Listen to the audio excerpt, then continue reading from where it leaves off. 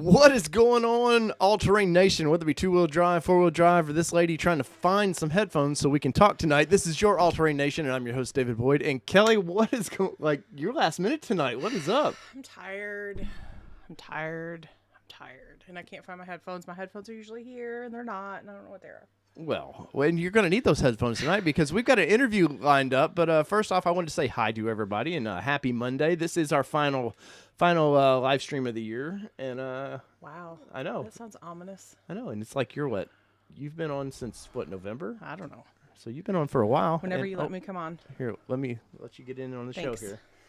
But anyway, so tonight we've got Overland for Fun. Did I get that right? I did get that right. And Overlanding. Overlanding. I'm sorry. It's right there. I know. I'm looking. I got like 5 screens I'm looking at here. See, but I have to keep them straight. But let's bring in Mr. Tim over there with Overlanding for Fun. What is going on, buddy? Doing good, man. For one, congratulations on the minimum subs of 100 subs to lock that name down. And that's right, man. Nice. And, so you've got your name locked down now, right?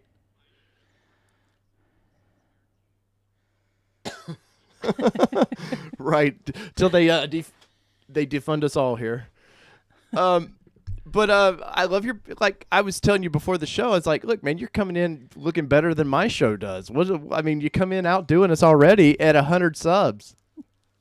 No. He says I'll back it down. It's okay. No, you're definitely all right. Guys, if you have not yet, go over to Overlanding for Fun and subscribe to Tim's channel. And it's for the number 4. Yeah, the number 4 fun. But I have a feeling Tim's going to break things down a lot deeper than I ever want to, especially probably with his audio and stuff like that. Because, Tim, you do have somewhat of an audio background, right?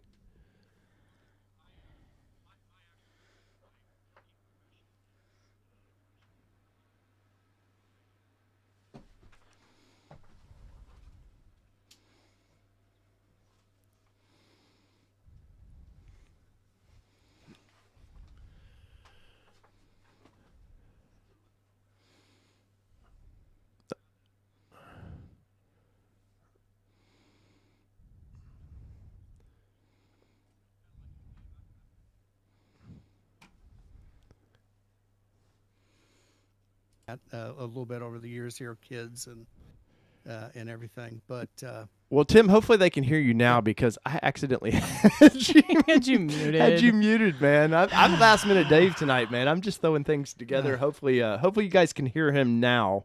So let me know in the chats if you can hear Tim. But Tim, like I was saying, you have an audio background, and I think like. You just seem to have the conversations we've had privately. You seem to have more of a technical mind. Like when you want to get into something, you're going to break it down, right? Absolutely. So, in my background, as I was saying while I was muted, was that I'm in information technology as a profession. But I went to school in the Navy right out of high school for electronics and electricity. So I spent my time working on computer systems and radars and everything in the service. And when I got out, I switched over to IT. So that's the background. Always been interested in radio. So I'm a ham radio operator. And then probably about 22 years ago, I had a small void in my life and nothing to do. So I got involved with a friend of mine's band and started doing sound. And that kind of led to a whole nother career in itself. But one that I couldn't make a whole lot of steady money in. So I stayed with IT. Oh yeah. I know your pain on that. And guys, you know the drill. First off, because we brought Tim in quickly. Sorry, Tim, but tonight is the Chattanooga whiskey. That was it was a gift from my awesome wife here. She bought me some like sampler thing. And so, anyways, it wasn't Tim, a sampler thing. I made you a sampler. Oh, sorry, you made the sampler. Don't make it sound like I went the easy route because it was not. Best gift she's ever done for me. But anyways, ooh, I know. But that's not saying much because I'm a terrible gift giver. No, you're fine. Let's fix the camera here. But yeah, to your point, Tim, we've kind of talked about it a little bit on the show that I have a music industry degree and I work for a telecommunications company. So, there's that. Yeah.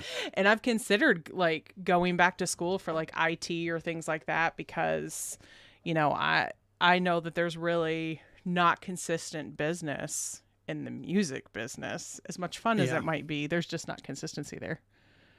Oh yeah, the one thing with IT, and it's an always growing field. It's always evolving, and there's always room to learn more, and there's always room for more people to come into it. That's right. Just like YouTube, Tim, and welcome in on YouTube, I must say. I think I heard Tim say, "I need to go back for IT." I think that's what I heard.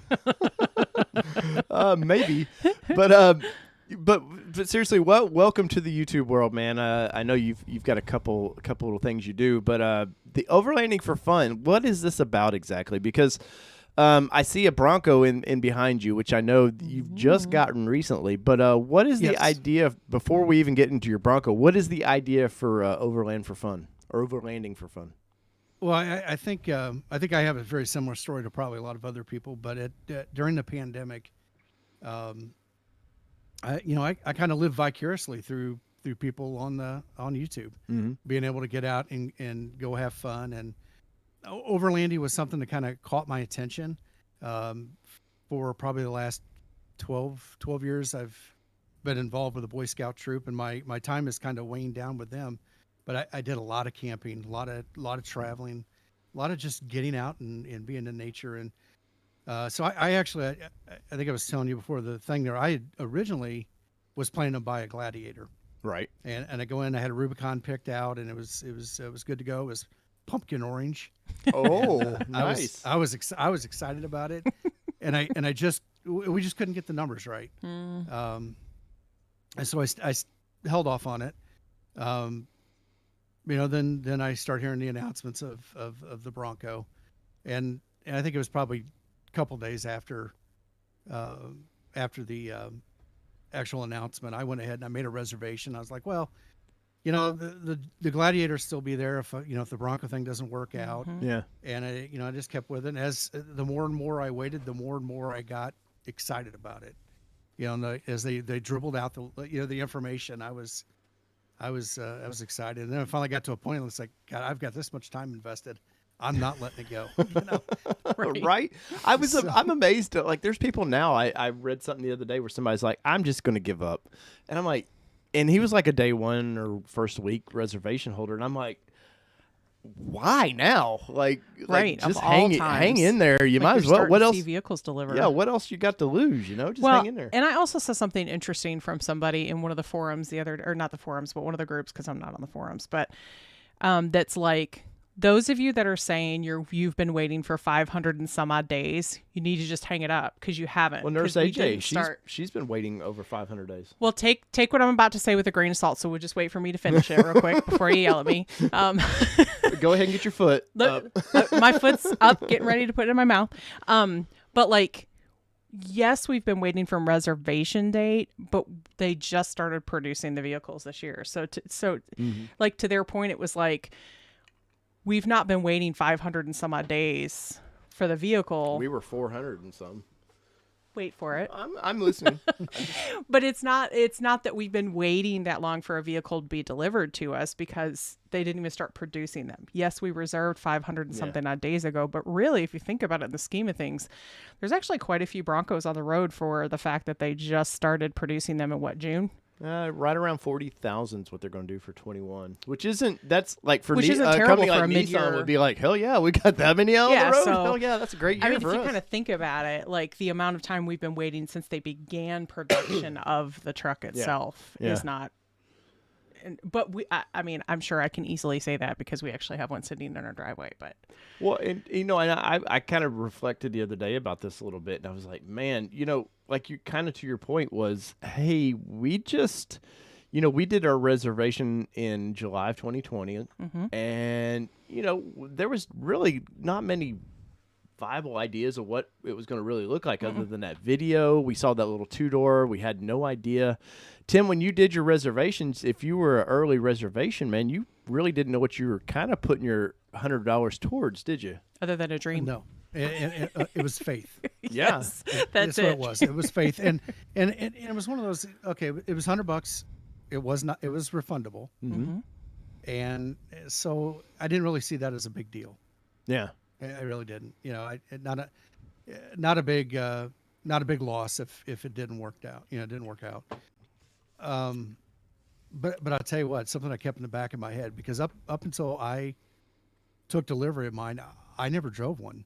Right. I never sat in one. I never drove one. And I'm sitting there thinking to myself, driving to the dealer, going, God, what if this doesn't work out? What if I really don't like it? Yeah. Oh, you know what? I'm fine with it, because if it doesn't, there's somebody that'll buy it from me. I'm not. It's true. I'm not. Right. I wasn't concerned about it at that point. You know, just it kind of the nervousness just kind of washed away, and I went in and I had a very good experience. Well, and you went from kind of a sports sedan to a big off-road vehicle, like night and day difference in like kind of like what you with your BMW. Mm-hmm. Mm-hmm. Yeah, so I went from a Kia Stinger, which was kind of a midlife crisis kind of vehicle, because I went from a 4Runner down to a Stinger, and then back to the Bronco. So sounds familiar. It does sound familiar. Yeah. Are you saying you were in your midlife crisis already? Wow. Apparently, my 40th crisis, maybe. But yeah, so like night and day difference in style and driving characteristics, but I would say that the Bronco is very similar to the 4Runner, the way it kind of, I mean, obviously with your Sasquatch package, so it's bigger tires, but I don't find independent front suspension vehicles anymore to be like night and day different between each other. It felt there was a feeling of comfortableness there. And now the funny thing is, I feel like I was where I sit now is I feel like I'd be sitting on the roof of the Stinger. Yes. So it is quite a bit taller. Right. And so my wife has a Sorrento, which is another Kia product. It's a little bit taller, and I always felt like I was sitting high in that. And now I took it today to go run an errand, and I felt like I was back in the Stinger again. It was so low to the ground. Well, I remember that. I remember that feeling I had in 95, 96. 96 is when I got rid of it, but I had a Firebird back then, and I went from a Firebird to an F-150, and I thought I was in a semi-truck. Like, I was like, man, look at these peasants below me. Look at all these people. And it's a different feeling to sit up also. I mean, you're kind of sitting up in the truck, where the Stinger, you were more kind of laid back. Laid back with your feet all the way extended.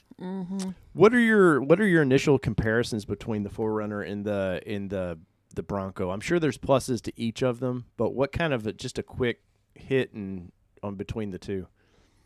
Well, I tell you, the one thing I never liked about the 4Runner, and I had a replaced an FJ Cruiser with a 4Runner, and I always felt like the 4Runner was too nice inside for what I was doing with it, and that was hauling dirty kids around from practice and camping and things like that.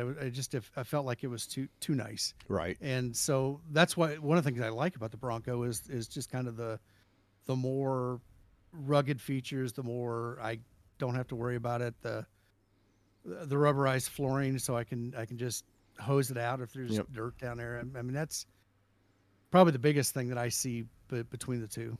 Have you gotten to that comfort level where you're like, it's okay if there gets dirt in there? Because we have not. Well, we have not gotten to that point yet.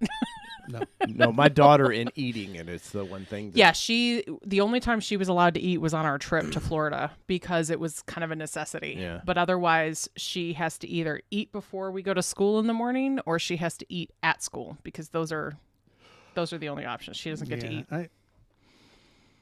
I've got a zero tolerance to policy with my kids and eating in the car, drinking. They can have water. Yeah. Water, that's it. Well, you got marine grade vinyl, man, so you're good. Well, but you don't have enough cup holders.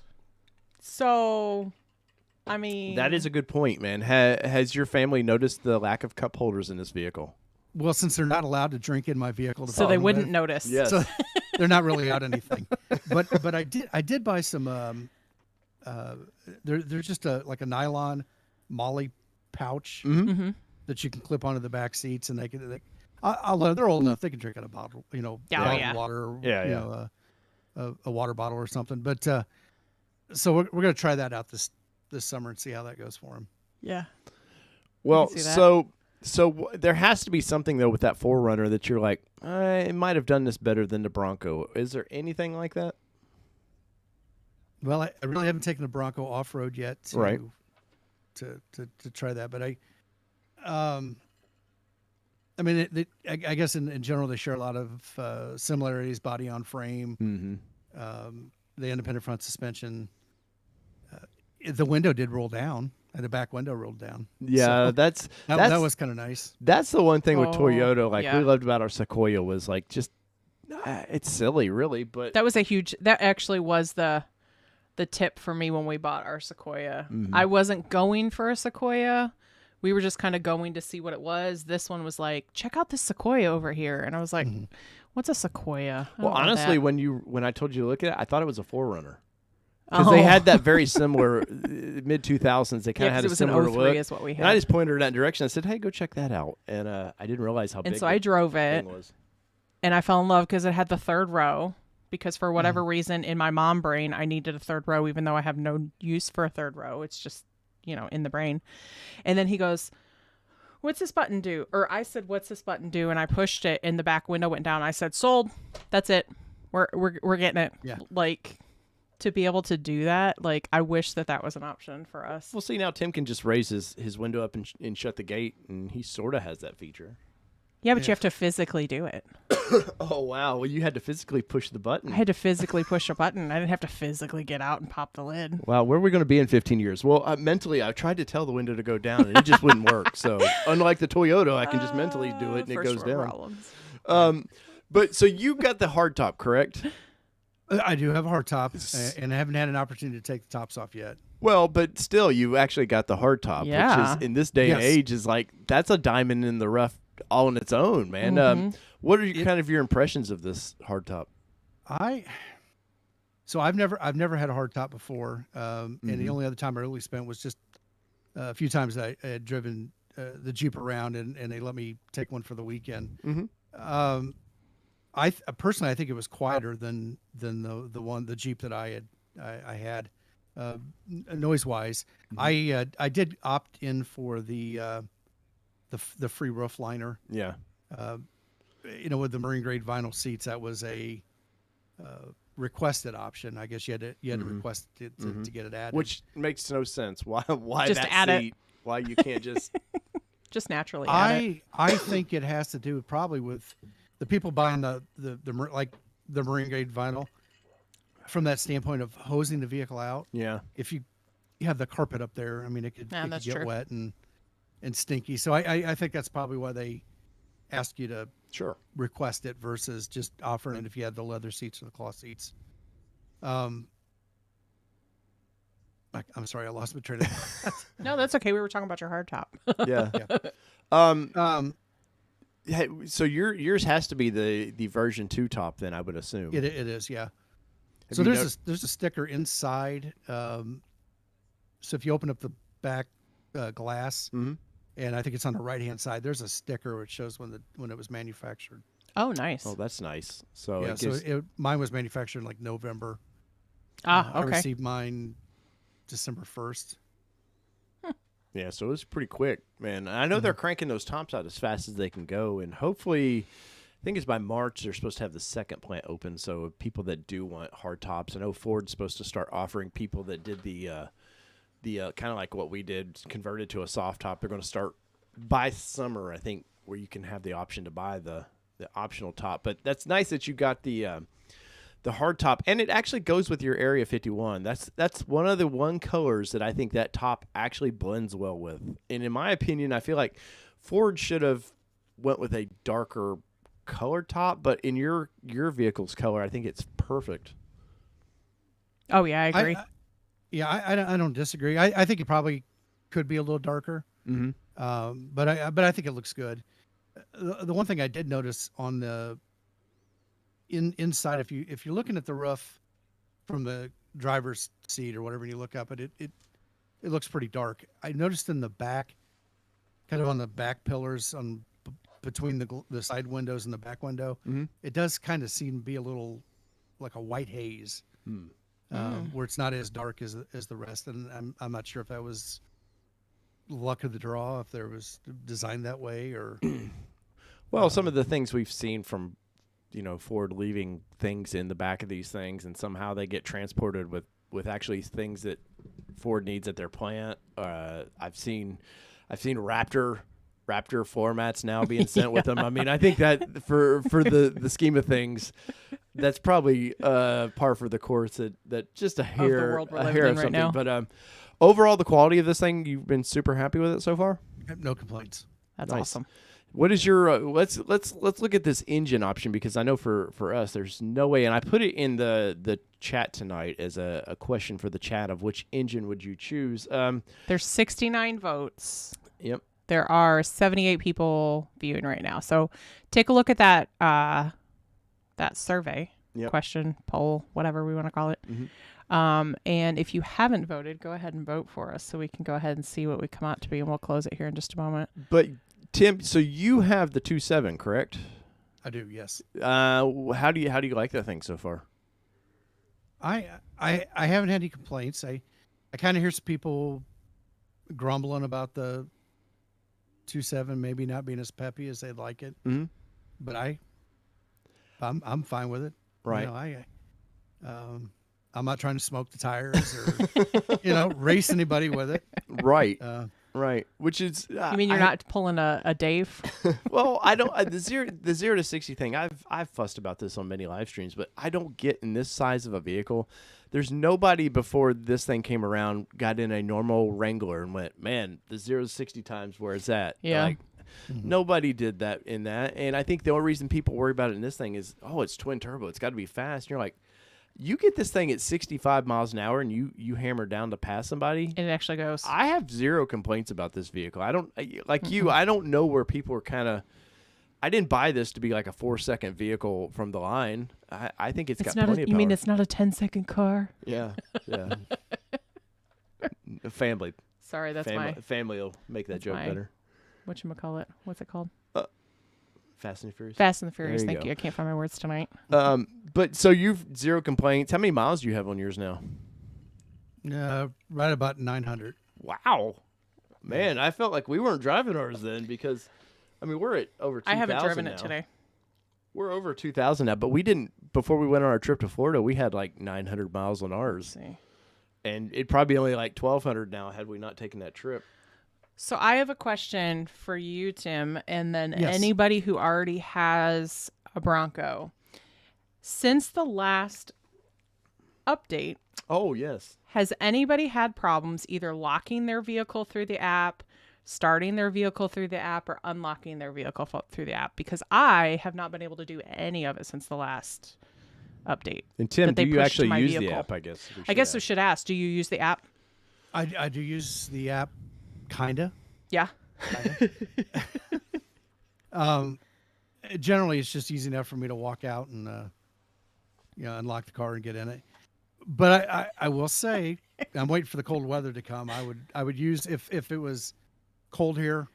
Yeah. Right now it was like 65 today. So I know. Here in Indiana. So, but if it was cold, I would definitely be using the app to start the car before I went out.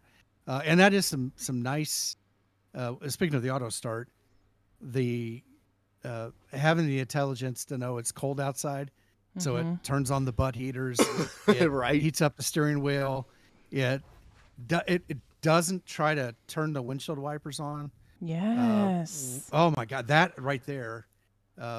My previous vehicles, I've had to go out and I've had to set everything. And to make sure the windshield wipers were off, so I could start it up and not have it, like the windshield wipers frozen to the window, and and tear them and strain the motors. And everything else that goes along with that. I think our Titan did sense temperature and would adjust, or it was whatever the last settings were. So if you had your seat heaters on, they would come on when you did the auto start. I actually set it in the head itself. You can actually tell it. So you can either say yes, default to your seat on. Yes. So in the Bronco, you can tell it yes, always put your seats on, or you can tell it to your point, be intelligent enough to know if I need seat heaters. So I chose the option for it to be smart enough to tell me, because there are going to be times where maybe in the summer I don't think about it, and I don't want you to turn on the seat heaters in the weather, but I do want you to turn on the AC. So to that point, I know for Kelly, like she likes the alarm clock sort of feature where yes. it'll just yes. You can set it and it'll just start up every morning at a certain time. Oh, I heard is there an app for my hammock? Sorry. And that makes a lot of sense, having the automatic feature to start up. If you're, I work from home, but my wife, she's trying to get 2 kids out the door, get herself out the door, and the last thing I think she's thinking about is starting her car up to warm it up. So I could see that as a great feature. Well, what are you more excited about, taking the doors off or the roof off? Probably the roof. Yeah. Probably the roof. Yeah. Yeah. Have you ever driven like a Jeep style vehicle where you have to take the doors off and all that and ride around town like that? No. It's a little. My wife told me I couldn't drive with the doors off with the kids in the car. Right. Well, and you so can. I have to respect that. Can you drive with the 2 front doors off, or are your kids old enough that one could sit in the front? I could probably take the front doors off without any problems. Okay. Yeah. But sounds it's just with the kids sound in like general. tube doors are in Tim's future is what it does sounds sound like 2 doors are Could in be, your yeah. future. I don't know. She may not like that doors, either. but we have no roof. Yeah, Right. Really? Yeah. Right? Yeah, I was going to take this sweet jump, but I guess I can't now. And Devin, that was not intentional. That was not an intentional stab at those that don't have their Broncos. I just meant whoever has. Is the chat giving you hell? Yeah, I'm kind of getting attacked today. It's there okay. You go. That's where that subscriber went. Kelly's getting a lot of love here lately, and they've been attacking me. No, I'm totally kidding, Devin. I don't feel attacked. Well, so like the 2.7, man, like I find that motor, kind of getting back to that, I find that motor to be very, very nice in that. Since you drove the Jeep, you kind of have a feeling for what I think the 3.6 I think they put in that Jeep.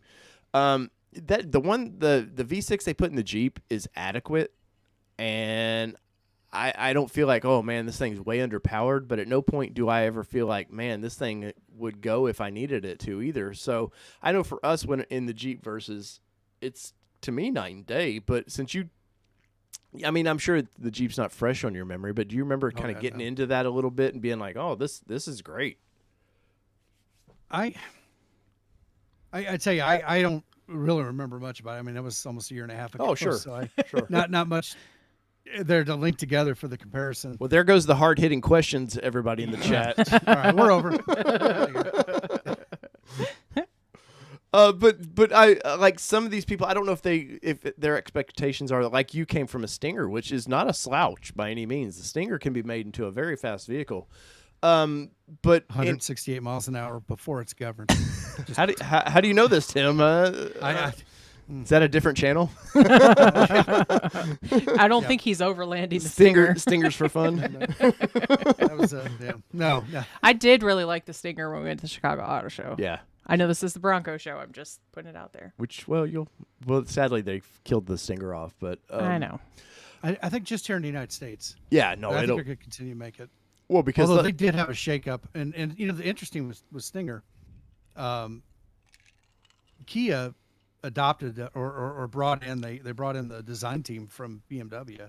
Yeah. And it started that process. They basically 4 years of designing cars with them. They just recently departed, and they brought in somebody else from another European car maker. Hyundai in general has been very smart with their 2007, 8, 9 is kind of when they rebranded themselves. So we're going to be a little bit more than just an economy car. Mm-hmm. And no, that whole organization is really stepped it up. Of course, now they're getting rid of their head lead designer and all this stuff. Which I will say right now that company's designs are. I know this is Broncos, guys, but that company's design is very polarizing right now. I don't know what that company's doing. They're just out there. I can't get into it, but I always said the Stinger's biggest problem was the 3 letters in front of it. They would have sold any other name on that thing. They would have sold 1 million of those things. And had Kia actually done a logo, even their new logo, I'm just scratching my head over anything besides, I think KIA. the same can be said about the Carnival. Like a lot of people are all about the Carnival van, but a lot of people are not going to buy it or won't buy it because it has that. It's because it does that when you open the door, you hear. It's not that kind of Carnival. Oh, okay. Bunch of little clowns come running out.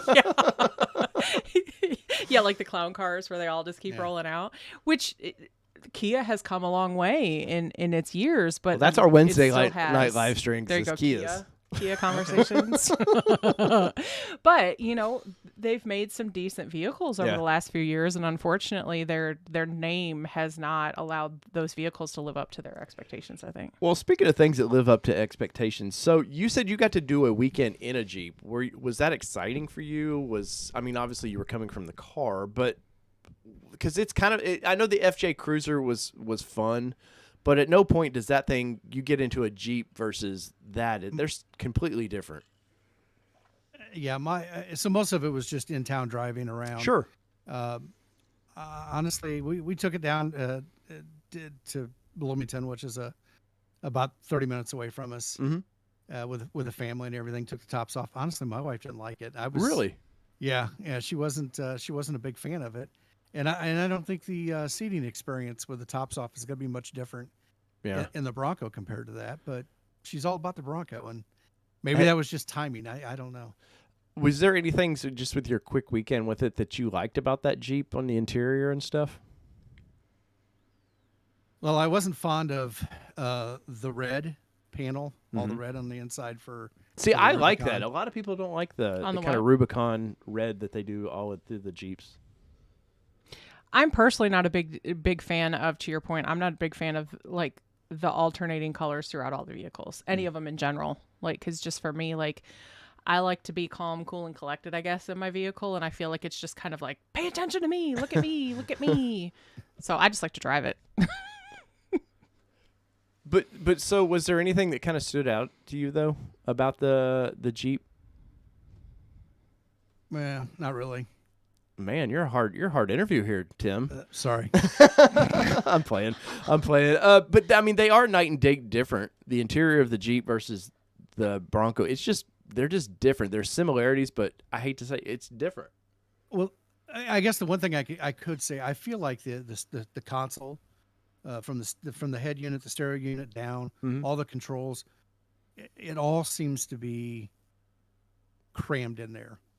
I feel the layout of the Bronco is much nicer. It seems like there's more thought, and it seems to be something that's kind of a design at that center console there, or the center section underneath the head unit is kind of a universal with I think an F-150. I saw a very similar style and everything. Right. And I'm assuming Ford probably does the same thing that Kia's done, Toyota's done. That regardless of what vehicle you're in of theirs, everything is pretty much in the same spot. Yeah, it's just cheap. It's cheaper to all your AC controls and everything are very similar. Yeah, no, definitely on that. I will say I like what you were saying there. The center stack in the Bronco, it does feel a little wider. Of course, the vehicle is slightly wider too. So you have, poor Jeep they're cramming so much into that narrow little vehicle.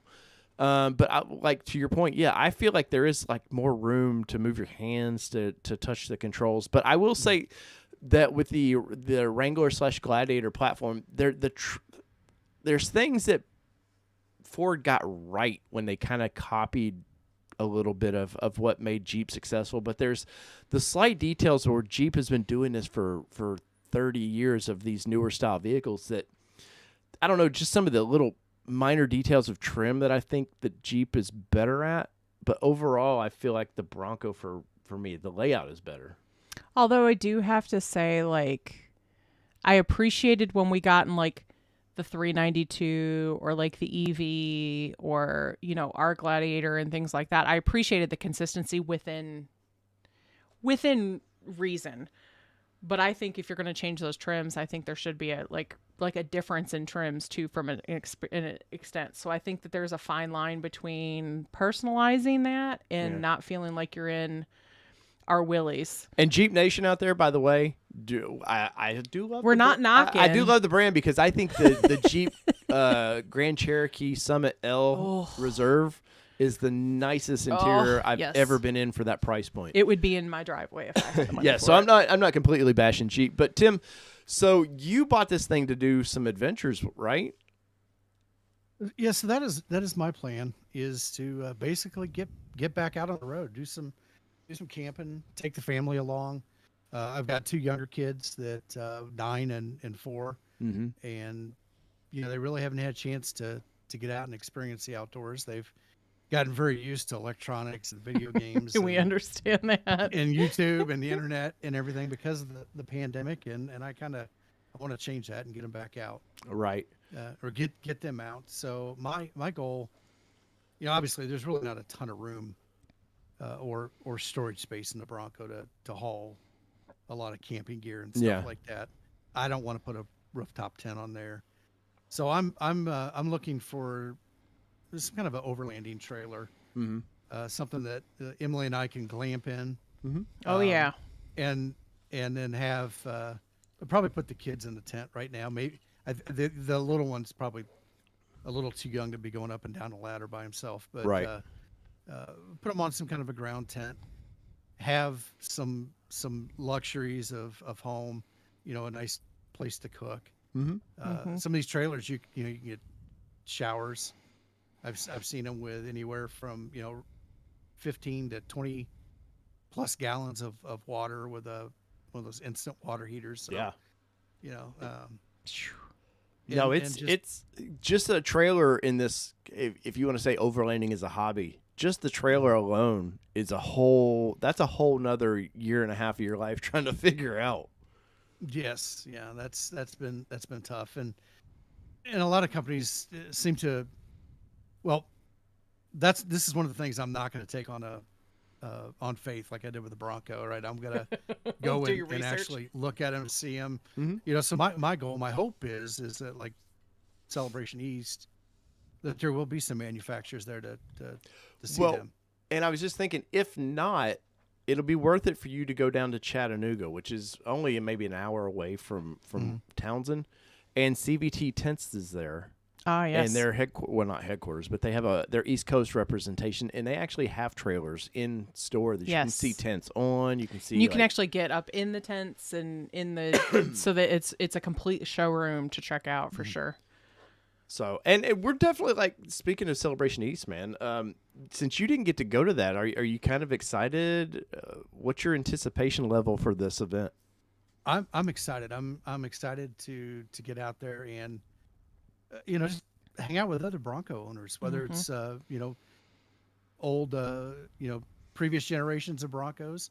I'm excited to see it. I mean, that's not something I'd ever done before with the other vehicles that I had, but and I'm also excited in the new community that's been created. Well, you mean you weren't in the vape crowd of the Stinger community where you were going to drop it and just and you just totally judged a whole community. Put stacks, out the exhaust and come on, man, Tim, you seem like that guy that was with the Fast and the Furious crowd.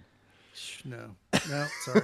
John says you need to grow a beard. No, John, I can barely grow this is over a week. Trust me, it's never going to happen. I forget when Danny conned me into trying to grow it out for, I forget what it was. It was around this time last because year. it was Super Chats. It was for Super Chats or something. Yeah, and a month, and I was like, and then he ended up donating the amount back to a charity because he couldn't do it. Yeah, I had to. I ended up. I forget how much money they spent in Super Chats or something. But yeah, I did it back to a charity. I was like, I can't. Sorry. I don't know how you guys do all the facial hair. Yeah, I don't either. My baby skin doesn't like it. Oh, poor thing. I know. It only itches for about a week. No. That was not my experience by any means. That and the 5 hairs I had. So I had I could probably braid them and you still wouldn't see it. It's because your whole body was like, oh, we don't normally grow here. So then it just grew a few extra every day, tiny hairs. Why are you bashing me here? I'm not bashing you. I'm just saying your body doesn't know what to do. Subscribers because you're attacking me. I know. I'll go away now. Aggressively. Guys, we have 81 people in the chat and only 53 likes, guys. If you would smash the like button, it would make me super AJ happy. has been pushing it. And has been pushing the like button. And let's see. So let's wrap up this engine thing real quick. And it looks like, Tim, they are on our side about the V6. 73% right now said that the V6 is the one they wanted, not the 4-cylinder. Are you just kind of the guy, like, for me, it was just, I want the biggest engine I can afford. And that seemed to be the coolest one in my book. I'll be honest. I didn't buy necessarily the Bronco to go wheeling. Mm-hmm. There's no shame in that. I bought a vehicle to go when I go out, to feel comfortable in, and knowing that it's capable of going wherever the trail takes us. Right. Yeah, and if that's on some bad surface roads in a state park or a national forest or something like that, then it is. If it's muddy, ruddy kind of roads, I will feel comfortable in doing that. So, I'm not really. I've seen a lot of people throwing, out on Facebook and stuff about all these mods they're going to do, and I wanted to buy a vehicle that was capable as it sits. I've got some things in mind. I don't really like calling them modifications because I'm not really wanting to try to change the vehicle. I'm transfiguring. That's the word I came up with. There you go. It's like Disney it's a real word, by the way. You're like doing the Disney Plus thing to it. You're just plussing it. You're not modifying it. I'm adding some lights. I'm adding some steps to get my fat ass up into because I'm old and broken now, but right. I know that pain. Although I can get in and out of it. Okay. I was a little nervous about that.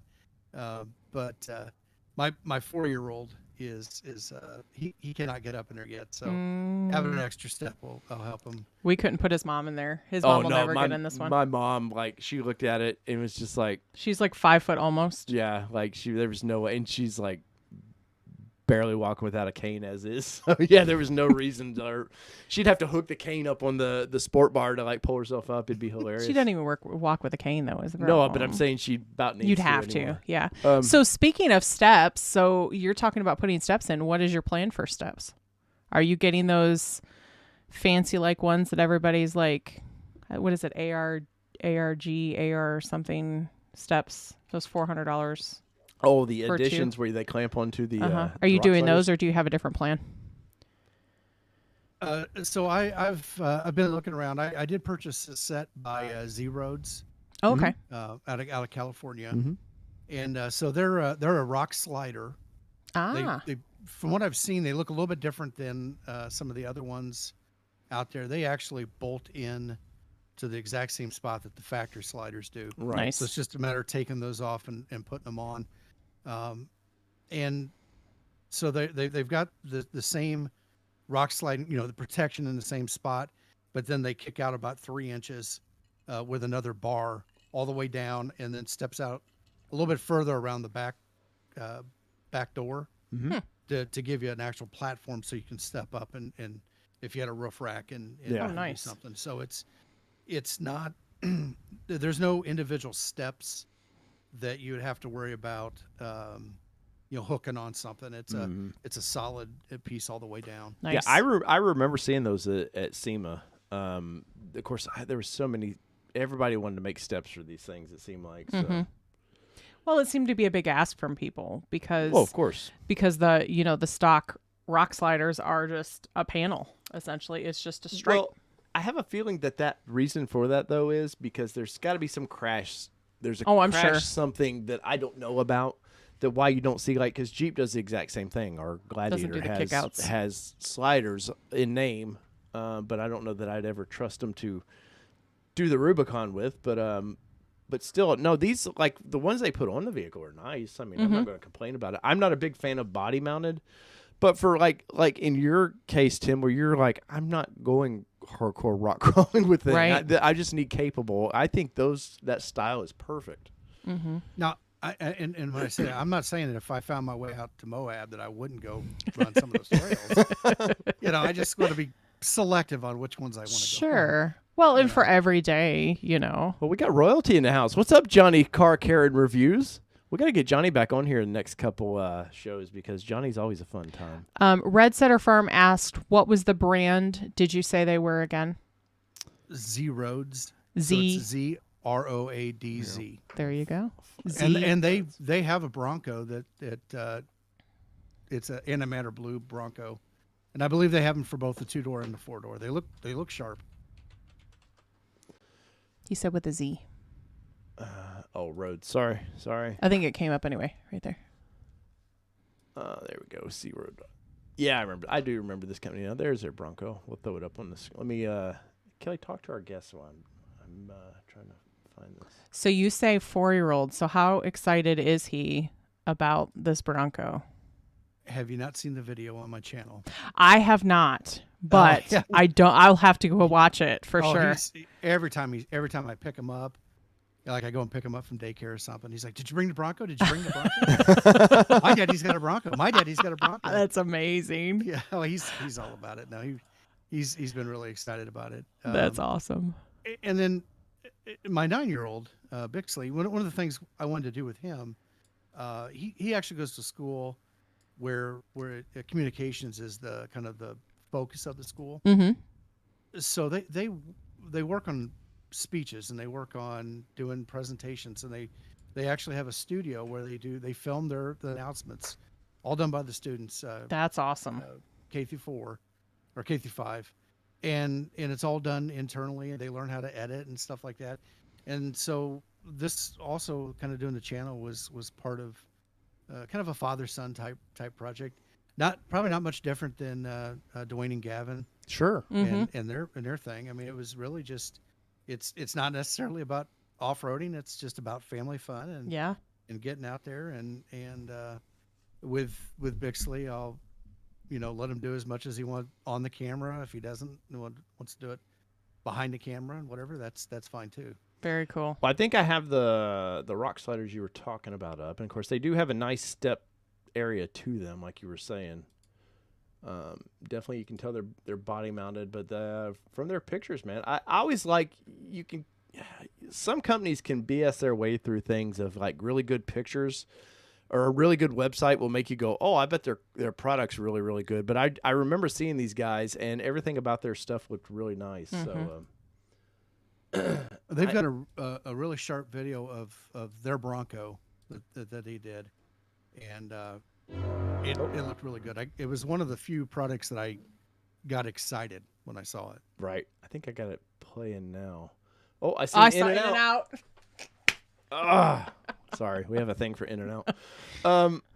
Yeah, In-N-Out burgers. Yes. Oh, yeah. We had it our first time when we went to Austin, and now we're like, because I almost told him on the way to the airport we needed to stop at In-N-Out again before we left, and we literally were only there for like 36 hours. Yeah, and then when we were in Vegas, we kind of wanted to do In and Out as well. Yeah, we just didn't get a chance to. Go ahead, Tim. So I grew up in Indianapolis, and for some reason there used to be In-N-Out. In-N-Out Burgers was not here, but there was like all these people would come into town with like In-N-Out Burgers stickers on their bumpers, and this is early '80s, but they would cut the B and the S off, and it would just be In-N-Out Urge. You see them everywhere. That's funny. Have you looked at this company's grills or their roof rack, Tim?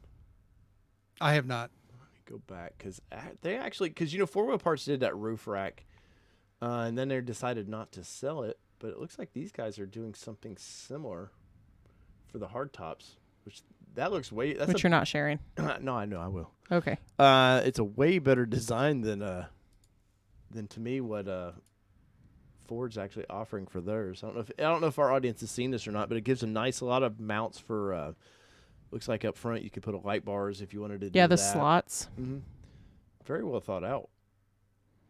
I might have purchased some other stuff from him too.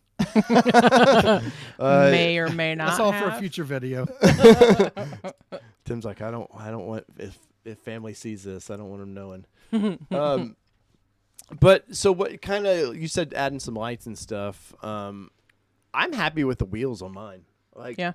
I plan on at some point, going to a bigger tire, and unless we just beat the shit out of these things, I can't imagine like changing the wheels. And it's very rare for me to like a factory wheel. And I'm very happy with this. Where are you at with the wheels on yours? I don't mind them. I haven't felt uncomfortable driving in them. Yeah. I don't think I'm going to run out and spend $300 or $400 a tire to replace them right now. So I'll drive them until they wear out. But what about the factory rim itself? Where are you at with that? Oh, I think it looks fine. Yeah, I'm great. I'm always amazed the people that will buy any new vehicle really, but they'll go buy it and without owning the vehicle, they just take it right to the wheel shop, put new wheels, tires, and stuff on it, and have no idea. They bought something based on a video like we all did, and you seen it and it looked tough doing what it was supposed to, and then they get it and never experience it and completely change the vehicle, and then in some cases they're just like disgusted with what they own. And I'm like, man, just experience what you have.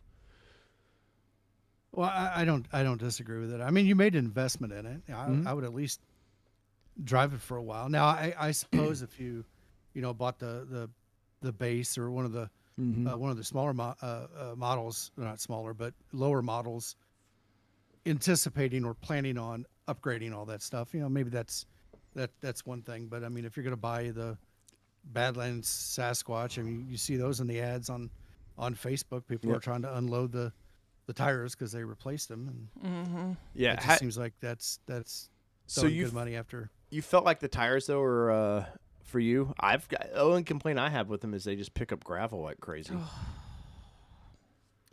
I've driven not too far from me. We have a state forest with most of the roads are gravel, rut, and some dirt, and it doesn't seem that bad. The gravel there seems big enough that it doesn't get. I mean, there are some pieces that do get caught in the tread. Yeah. But it's not a whole lot. I'm not hearing a bunch of rocks and stuff at the bottom of the vehicle. So you don't cringe when you hear ting? No, I mean, it's going to happen. Because I do. Yeah. Well, for us, like the color it's such a, I don't know, I mean, everybody likes the color they chose, obviously, but I don't know if the red, like, and then knowing for us, like the red was such a limited thing. Knowing that it was a 1 year thing. Like I'm planning our wrap now, and I've got kind of the final design ready to go, and I can't get it on the truck fast enough because I'm like so scared that those tires, they just throw everything. And we were coming from the beach. We pulled off to get a shot of the Bronco in the sand. And we got back out on the road, and all of a sudden you just start hearing ka-ding, ting, ting, like somebody was shooting a pellet gun at it. And I was like, and we were just like, oh. And yet we're the ones that you can see like videos of us that we've like wheeled some pretty decent stuff. Go, like bash it into things and not care. But now we're just like, oh, it's so pretty. Do you have any plans for graphics or anything on yours? Not necessarily graphics. I have kind of thought about maybe putting the matte PPF. That looks good on your color, like really good. But then I start looking at the price, and I don't know. I don't know if it's worth it. It's a used car. A nice little used car is what it would cost you to do it. Yeah. But I will say that matte looks so good with that Area 51. Yes, it does look good. It does look good. I've seen one video where I saw the guy do it. I have not seen it in person, but at least on the video it looked great. And but also in my mind, I bought this thing to go out and have fun. Yeah, there's a honeymoon period, right? Sure. Where I'm kind of going to be nervous about it, and I'm also not going to try to do things to intentionally, tear it up. Come follow us at Windrock sometime, man. Come on. Yeah. Well, I talking about videos. There was a video I just saw the other day of the guys down there at Windrock. That looked decent. Oh, there's something at Windrock. Yeah. There's something for everybody. Well, they were cruising along up on a ridge, up on I'm going to say mountaintop. Was it Lifestyle Off-Roads video? No, there's no. There's another guy. It's a set of those brothers. Yeah. Okay. Yes, they had a blue first edition, and I think it was I think that might be their dad's. They claim to have sold it to their dad, but yeah, I think that was dad's. Yeah. Yeah, and I think they have a 2-door as well. I'm not sure. Not sure. And Peugeot, thank you, sir, for that 416. Yes, I guess our president does agree with that. So Celebration East, I'm kind of, for one, I'm excited to meet a bunch of people like you, Tim, that for us that we get to talk to.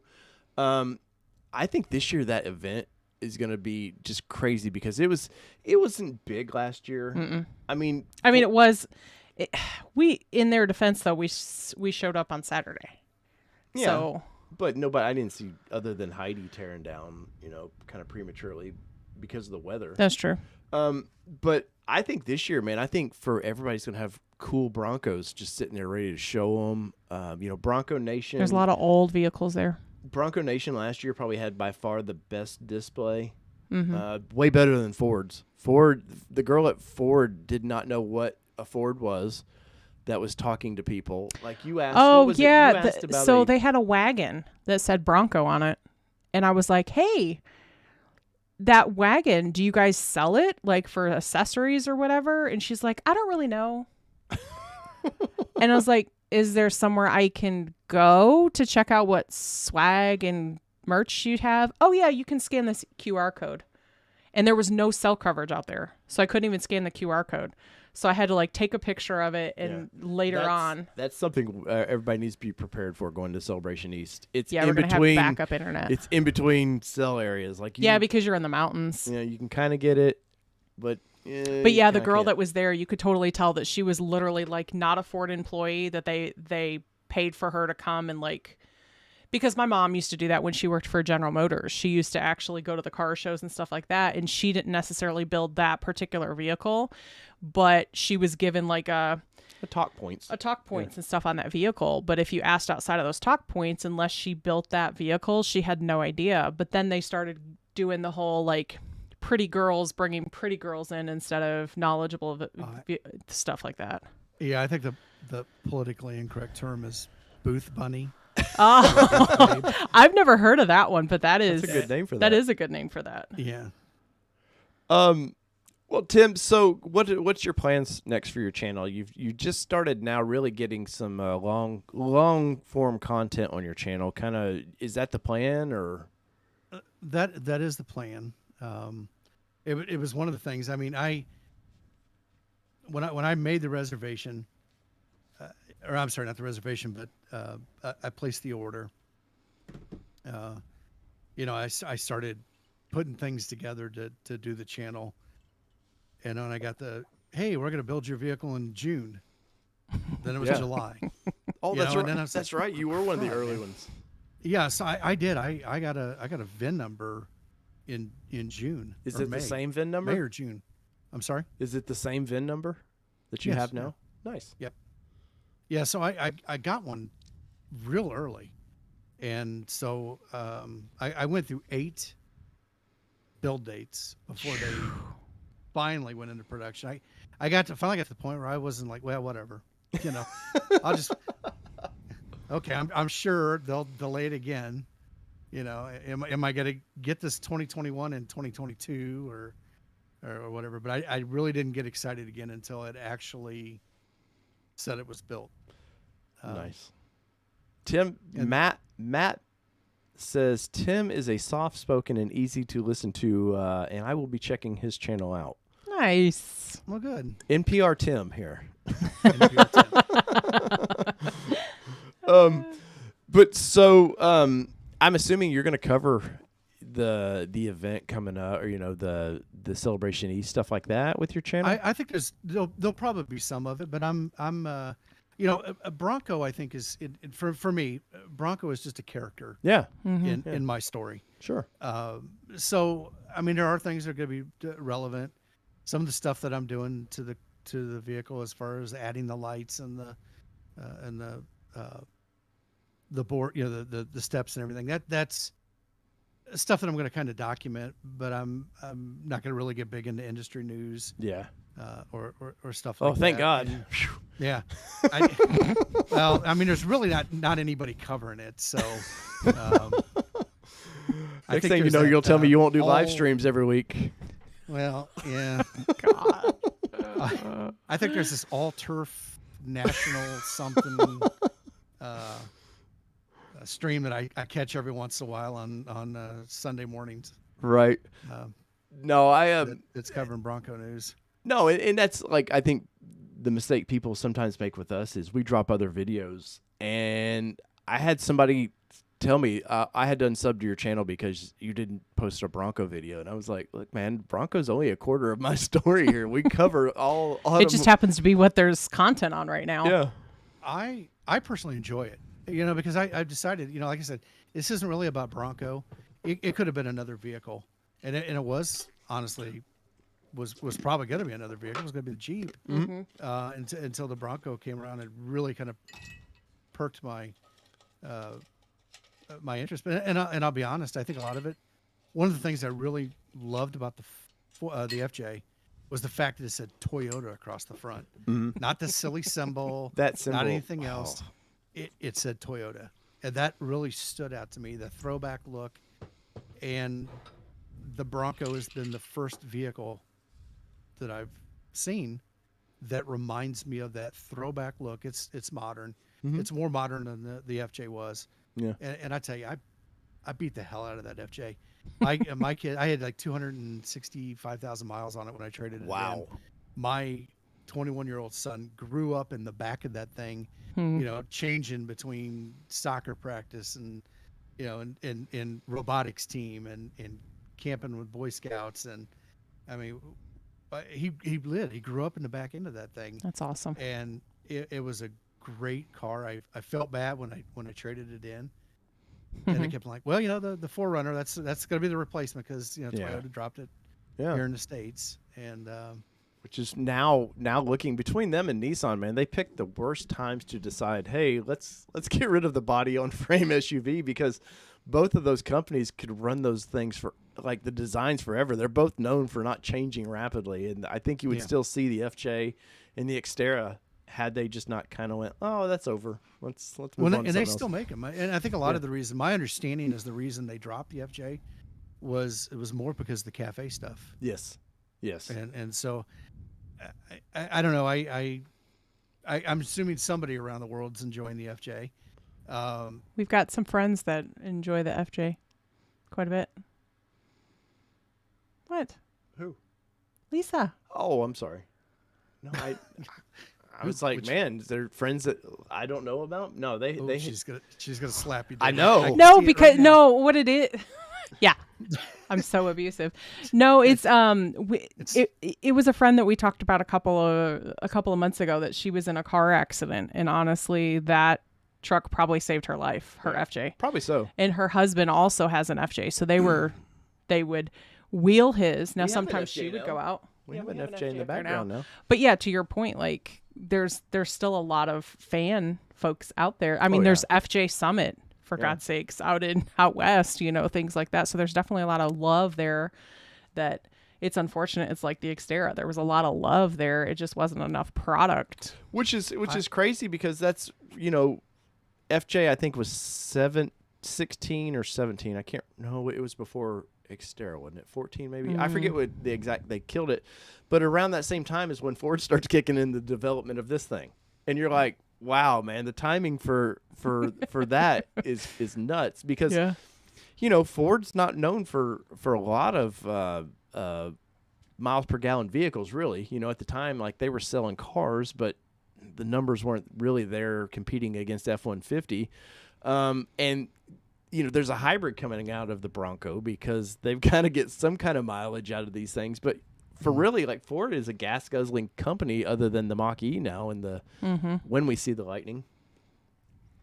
Yes, Dr. Simple Beauty, the prizes were mailed. You should have gotten tracking for those of you that won. Because I sent an email out. It would have come from Pirate Ship, would have been your tracking. So just a heads up. I actually checked today. Yeah, I did. Oh, dude, it was so nice because literally I was sitting here like, I love you all, but I was dreading how I was going to upload 8 people's worth of information and not screw something up. But I was able to literally create a spreadsheet with the 8 winners in it. And I literally uploaded it to Pirate Ship. It took care of all of it. And it said the cheapest way to send is this way for these. And you've got one this way. And There print you go. my labels. That was Shipping Nation with Kelly. It was Shipping Nation with Kelly. ASN, All Shipping Nation. That's it. Somebody asked. Better get on that domain right away. Right. Valley Dude 5000 says, you guys not coming to Florida at the end of January? No, sadly, Valley Dude, our plans have changed. I will still be in Florida.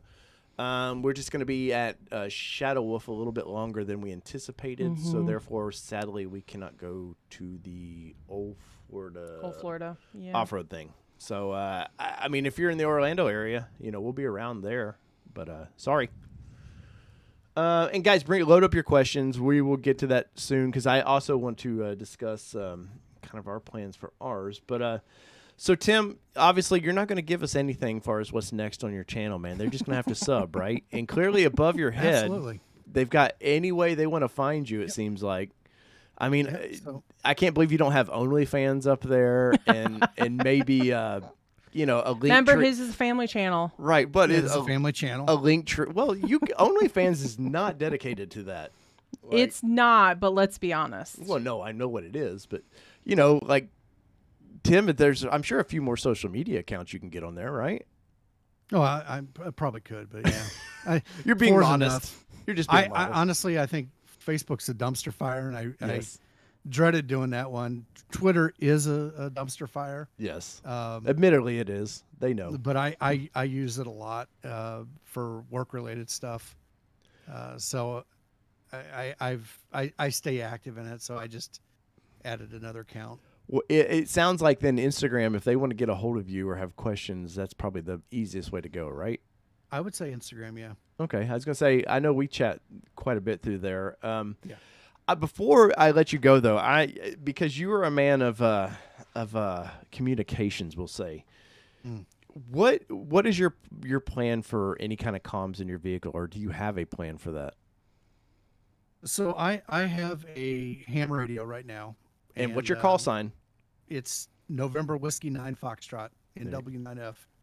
I was gonna say, ham guys are so proud of that. They will just it's that is what they call a vanity call. I actually had to apply to get that one,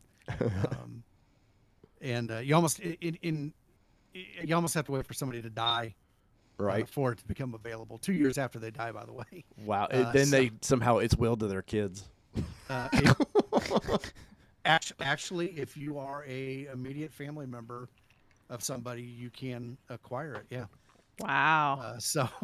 But that's crazy. Yeah. So, ham radio is kind of where I'm at. So I've got a mobile unit. Now ham and GMR. Well, actually, ham is pretty extensive, and it's got several different frequency ranges or bands that are used for it. So it's kind of very broad spectrum. But in most people for the mobile radios, they have what's VHF and UHF, very high frequency, ultra high frequency, in the 140 megahertz range and the 460 megahertz range, which is also in the same general area as GMRS. Mm-hmm. So I'm probably going to go ahead and get a GMRS radio too, since that's from what I'm seeing, probably most people are gravitating to GMRS, FRS, which I'm super happy about. It's like why it's taken this long for CBs to sort of like go out of fashion. But I've seen the past 5 years, especially like the everybody finally going to a more modern radio. Mm-hmm. CBs are okay, mm-hmm. and they came from an era, and they haven't been updated really much since then. They have very limited power that legally you can run, and because it uses a low frequency in and around what their 10-meter range basically. So the wavelength is right around 10 meters long, 11 meters. It requires a big antenna to really function well. Right. Where the higher frequency radios, the GMRS, the amateur radio, and the 400 megahertz uses a very small antenna, and really effectively you only need 1/4 or 1/2 of a wavelength to get a good signal out. So you can do that really easily with a much smaller antenna on your vehicle. and the easy use. The GMRS is FM. Mm-hmm. It sounds a lot better. CB is AM. They are. I guess the FCC is allowing FM communication now with CB, so that might change, but I don't know how well that's going to be adopted. Yeah.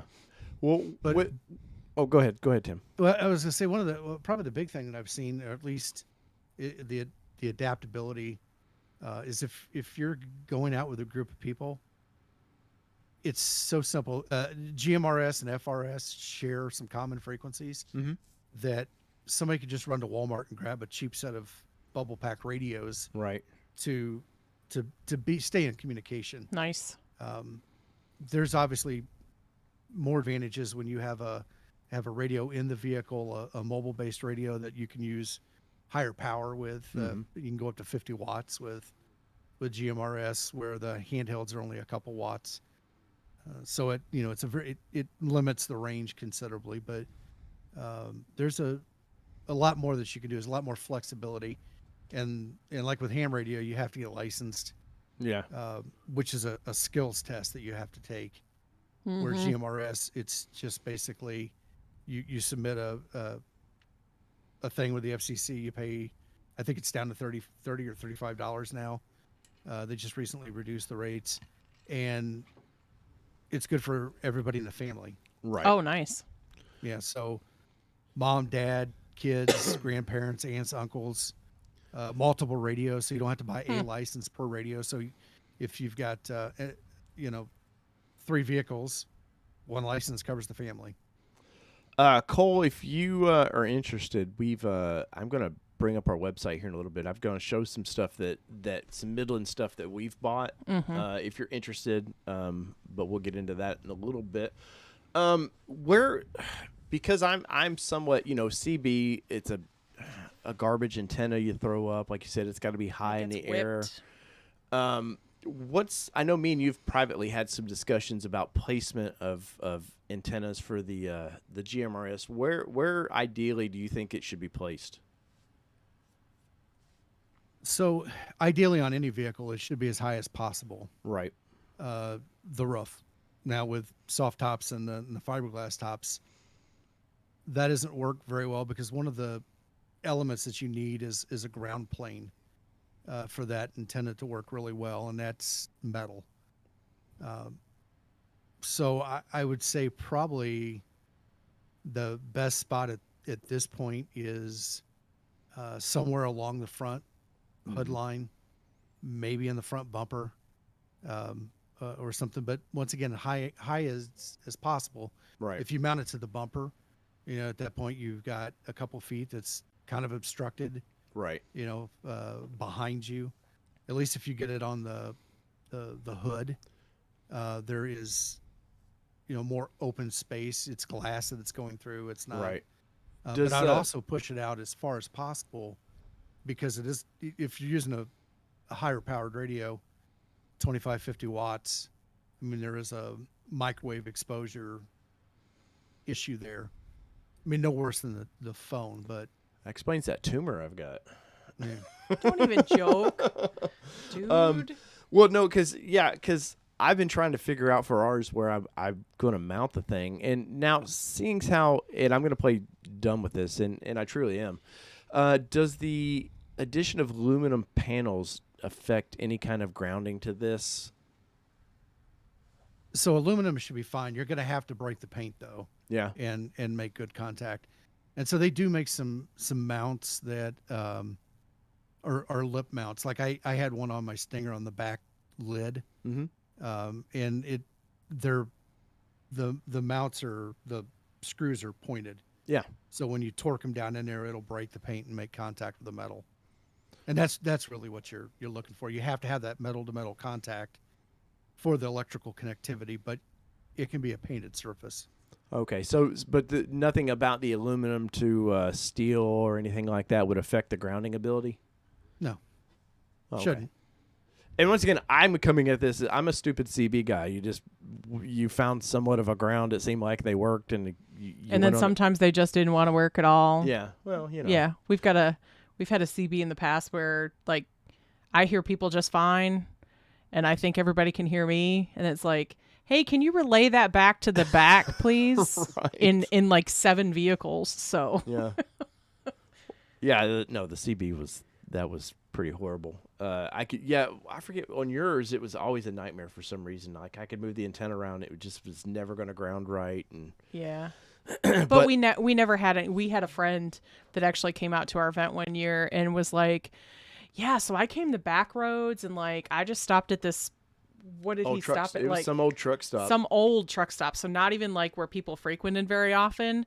And he's like, I just went in and there was a guy that just, he was like, let me take a look at your CB. He's like, dude, I can hear for like 20 miles away. Like it is, I don't know what he did to it, but he fixed it and it like works fine. So I just needed to find that guy to come work on my CB. Well, now we have we have the GRMS, so we're fine. And the cool thing about that is, like you were saying earlier, Tim, you can have a couple of those cheap walkie-talkies and you can still communicate, which we've had the old Midland handheld CBs, and at no point, like, I don't know, they were expensive, and I never trusted somebody in the back of a trail to be like, hey, here's my portable CB. Don't tear it up, please, because it's expensive. And the little radios, like, you drop them, you go back to Walmart and $20 more, you got a new set. Yeah. No, you get the $4.99 protection plan, and Oh, there you go. Right. So that's what people buy that $4.99 protection plan for. Yeah, I don't know why it's smashed up, but I don't know what happened. Set, please. It just came out of the box that way. Right. What are these tire treads? Nothing. One of the things, grounding is very, very important for this, and in 2 ways. One, without getting super technical, the antenna is what they call a dipole. So you got a positive side and a negative side, and the positive side is the lead that comes out of the radio and goes the metal wire going up the antenna. That's your primary side, or your positive side. The negative would be your body of your vehicle. The other thing, and both are needed to both transmit and receive well. And in some cases, the worse that connection is, you get what's called standing wave, or if you think about a garden hose and a blockage, well, that standing wave is kind of like the blockage. If you don't have that good ability for the radio waves to leave the antenna, it's like sticking your finger in a garden hose. And you start getting back pressure. That makes sense. And that can cause problems to the radio, actually damage the radio. So interesting. And I've always heard if you don't have it properly tuned, like you can just screw your CB up. So yeah, we never had ours tuned. Tuning the length of that antenna, also makes a difference in that, because you're dealing with it, at this point, mathematics, a signal. And its frequency, its wavelength has to leave the antenna. So, you want an antenna that's either one full wavelength, which in most cases is pretty long. Although with GMRS, they're 70 centimeters is the length of the wavelength in the GMRS handband in that area. Ideally, one full wavelength, half a wavelength's fine, a quarter wavelength's fine. But it's something on that quarter, half, 5/8, or one whole to get anything in between that starts causing that back pressure to happen. Yeah, sorry. I was messing with your phone, chat. I know, man. Suddenly she's over here like trying to control everything. It's like being married or something. I don't know. First it was Kelly's Bronco, now it's Kelly's live stream. It's Kelly's everything. Right. I'll just push the button, get it going, and she That's what they say, happy wife, happy life, Dave, I'm surprised you don't have Christmas wreaths around your microphones. Tim, you bite your tongue. 2022 goal. No, I'm not gonna have like this big grief around 2022 goal. Thanks, Tim. Thanks a lot. Or we'll get your ears pierced and have wreaths dangling from your ears. Your ears are pierced. So speaking of getting my stuff together for my thing, I was looking for a mic flag. To get for, you cannot find them for these mics, which I Well, I'm you know, disappointed about. you could always go with the SM7B, and then spend a lot of money for a broadcast mic. You're right. So the back is open, and they've got a box type mic flag that'll go on the back of it, but you can't do it because of the XLR connector. Just talking shop here, the one thing that I don't like about these mics is the branding they do on the side of it, and it's strategic for them. But I took some vinyl wrap, and I don't think they can see on mine, but I just put some simple vinyl, like you can't even tell. Yep, and then there's mine right there. And I can't find the rest of my wrap, or I would do away with Kelly's on there, unless Shure wants to offer a sponsorship, and then we will tell you the good and the bad and the ugly. And you can always put electrical tape over here. Yeah, that's a good point too, Tim. Mm-hmm. I haven't or thought about that some gaff tape or some duct tape or some of that packing tape you get from the post office. I don't have a sticker. This is, I was gonna say, priority mail. Slap an Overlanding Nation sticker on it. Take some ribbon, tie it around there. Yeah. So Tim, it was awesome to have you on the show tonight. Yes. I enjoyed it. Thank you. Yeah, man. Guys, go over to Overlanding. Sorry, I don't know why I want to say Overland. For fun. On basically any platform that you could ever think of. Tim's probably got the name for it, which I don't blame him at all. You gotta nab these names while you can. And go check out Tim's stuff. Obviously, I've looked at your you gained a few more subs tonight. So I think it's awesome. gonna be a fun time over there. So go check it out. The cool thing is, the fun thing about YouTube is everybody has slightly different takes on everything, especially if you're the Bronco community. I know everybody likes to talk Bronco. There's 1,000 different ways to skin this Bronco, as it were, and don't be skinning. And the Bronco. I can't wait to see what you. I don't know where I'm going, Kelly, but I'm can't wait to kind of see what you. Oh, what A little sneak peek on something I'm gonna probably be doing tomorrow. It's the auto stop eliminator. Nice. And I just got that in the mail today. Nice. Today. And I also got a 12-inch screen protector. I've got the 8-inch 12-inch version. Screen. Yeah, you're killing us with that big fancy screen. It is a big screen. and that tablet. And it gets goobered up pretty easily with fingerprints.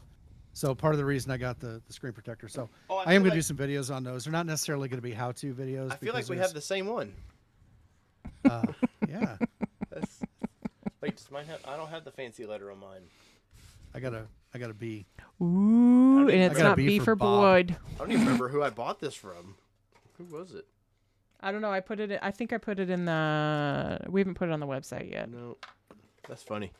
It's got to be the same. Has it got a little package in there like this? Oh yeah, it's the same thing. Yep. Yeah. Who did you get yours from? Same thing. OCDplug.com. Yep, Okay. us too. Yeah. Yep. I do highly recommend this, man, because I've seen these little screens get just like you get dust on them, and people go, "Oh, I'm just gonna wipe the dust off," and then you scratch the screen all up. I tell you, I don't normally run screen protectors on my phones, my tablets. Mm-hmm. I'm very meticulous about them, and I stuck a pair of keys in my phone in the same. Oh, I'm sorry, not my keys. I stuck my phone and some tools because I was up on a ladder hanging some cameras. Yep. And I put 3 scratches on my iPhone screen, and it's driving me nuts. Yeah. So our phones don't come home without one. Yeah. Yeah, they come in the house. Working outside. I've got a case on mine, but I don't like this. I've never had the screen film or anything. So also not a sponsor, but I'll take a sponsorship on it. This case is a $20 case on Amazon. It's called Supcase. And it has a, I don't use it as often as he does. Oh, I love my kickstand. But like the kickstand, but it has a face or the Screen what are the protector. words? Thank you. Screen protector on it. And I honestly, it's actually really, really responsive, which to your point, a lot of the cases don't have very responsive like covers and stuff, but we've been big fans of these cases. Yeah. Yeah. Sorry. Well, so I couldn't imagine scraping up the screen in the Bronco. No. And yeah. because that's a lot of like money. a true touch screen. It's I had much like the iPhone, like it's the Gorilla Glass or whatever they got on there. I had that on the Stinger and the thing, and I wasn't as concerned about it. But here, I'm concerned, especially being outdoors. You never know what's gonna get brought in. Oh yeah, no doubt on that. And knowing that, and just to replace one of the things would be, well, we all know the deadly sin part of it, but just the fact of getting anything from Ford right now is a nightmare. I think you could probably source those screens on the black market, the Chinese black market, from Alibaba.com and get one in here in about 8 months. In about 8 months. I don't know. It might compare with what Ford sends. You could probably buy 20 of them for $12.99 a piece. Probably. Or, I don't know. Have you ever bought anything from Alibaba? No, but I've been very tempted. We've been very tempted, especially their RTTs. Oh yeah, for $140. Yeah, because most rooftop tents are made in the same factory, and it's like just up to whatever standard that company has. And I'm like, I don't know, man. But you had to buy like 10 of them or something. Yeah, something ridiculous. But it was 10 or 100 or something for like those. $140 a piece or something. It's like, we'll just do the all-terrain Nation tent. It's like buying direct from the manufacturer. I think that's what they're doing. In Yeah. cases, you're buying, buying through the factory in some way, shape, or form. And I tell you, on tents, you mentioned that. I kid you not, every tent I have bought for the last 12 years has been, what the brand is, the Walmart brand, Ozark Trails. Yeah. I've had the expensive tents, and they break just as easily as the Ozark Trails. Well, our Ozark and they're quite a bit cheaper. So every couple of years, I'll take it, use it for a couple seasons until it breaks, like and two-person go away and get another one. Yeah. So when we first started dating, we bought, it was the 3-person because of course, I had like an 8 or 9. Yeah. He had this like massive one, family size. And it's like, when you're dating, why do you need to go put a big tent up? Yeah. So we bought an Ozark Trail. I think it was before it was Ozark Trail, may have been. No, it still is. Yeah. No, I mean, was it Ozark Trail when we got it? It's still branded that. But was it back then, 15 years ago? Yeah. Okay. Whatever. $20, man. Yeah, we literally paid $20 for it, and now it's like a $50 tent comparatively of what we could buy now. And it was like the best thing. We still have it. The thing that, well, no, that one we don't, because the pole broke, and I ordered replacement poles, and it just didn't quite live up to its expectations because I bought it from like a third party who actually built the Remember poles. that if you replace your pole, it's never going to live up to expectations. I've only had one problem with it was the tent that had the pop-up tents that have the frame built into them, and there's a hub in the middle, and it broke in a trying to put it down kind of in a windy time, and I called them up and they sent me out a brand new hub, and nice, not a problem. I got it in a couple days in the mail. That's awesome.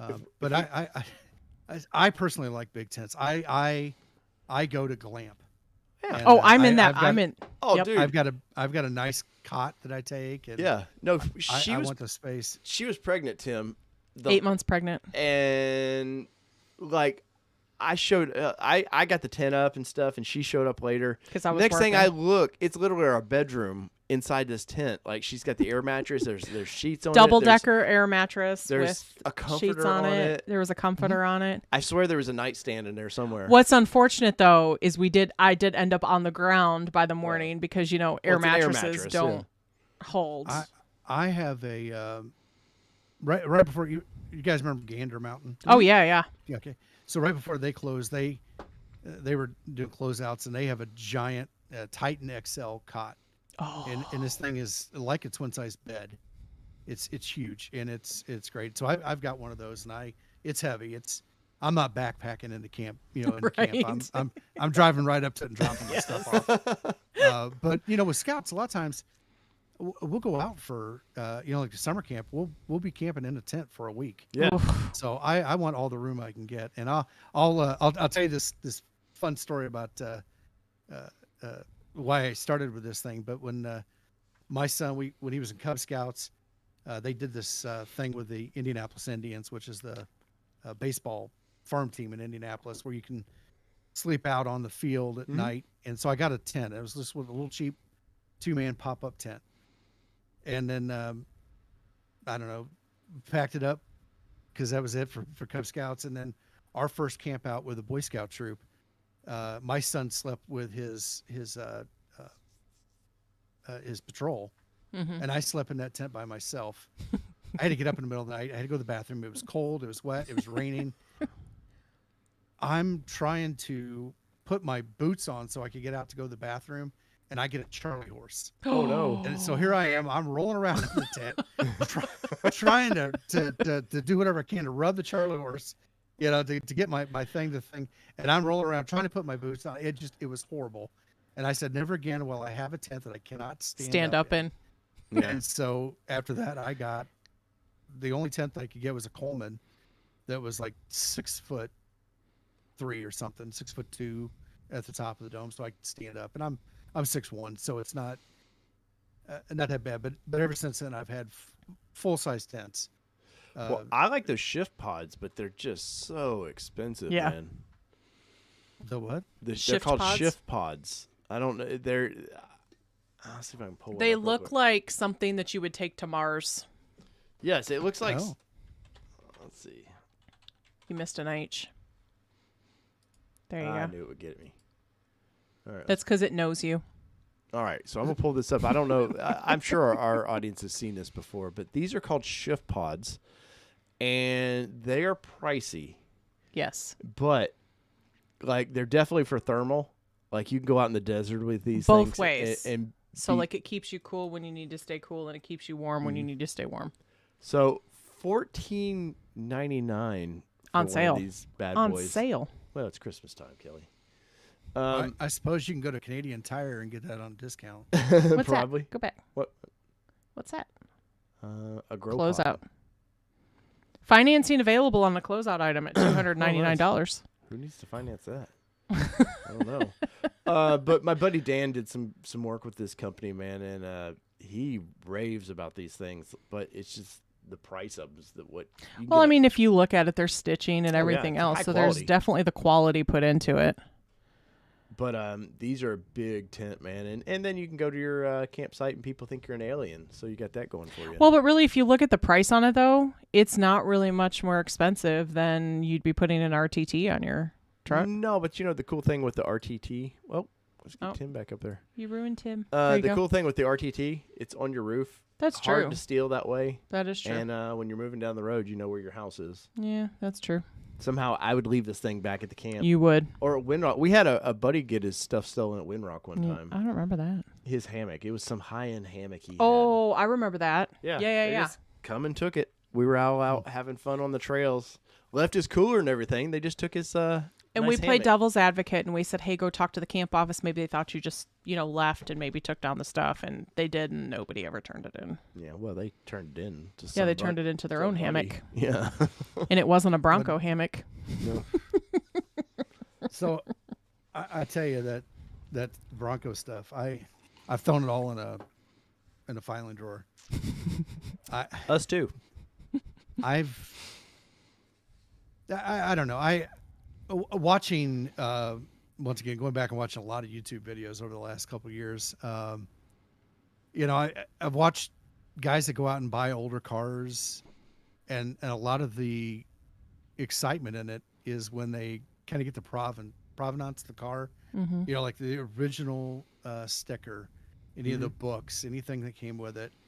And I think this 21 Bronco has got a story to tell. I agree. And it may not be with me, right? But I'm gonna be a steward of it, and I've saved all that stuff. Mm-hmm. I had our build sheet in the truck, and we told. I mean, this story's we talked about it, but they were not supposed to do anything with any of that stuff. Threw it all away.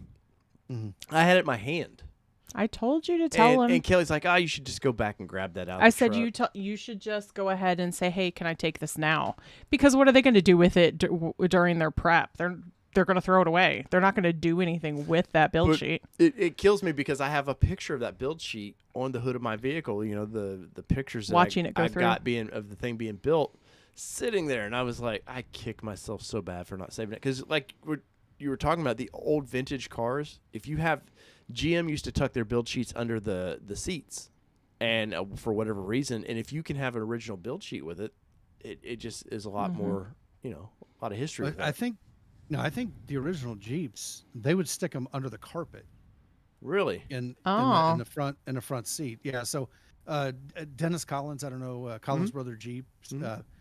I watched a lot of his videos, and he does that weekly coffee walk series, and that's one of the things. He's always looking for that stuff, and they go out and find cars, and so that really got me thinking. Now I've got my, I went in and I talked to the sales manager when we knew that this thing was on its way, and I said I would like for to not put any stickers on it, so they didn't do that. All right. And to basically keep all the stuff, do what you got to do for the inspection and everything. Right. But if you can keep the stickers on there, I got all from all 4 tires. There's little green stickers on there. I got those. I got the sticker that was on the bumper. I did a video about that, just a little quick one. Yeah, I remember. Where people were asking, is that really my Bronco that they were shooting the picture of? And, where I saw the whatever number that was on that sticker was the one I had on the paper. I got the original build sheet. It's just anything that he could keep. I even got the delivery invoice. Oh, wow. For the transport. I got the email, the stuff that the shipping company had sent to the dealership.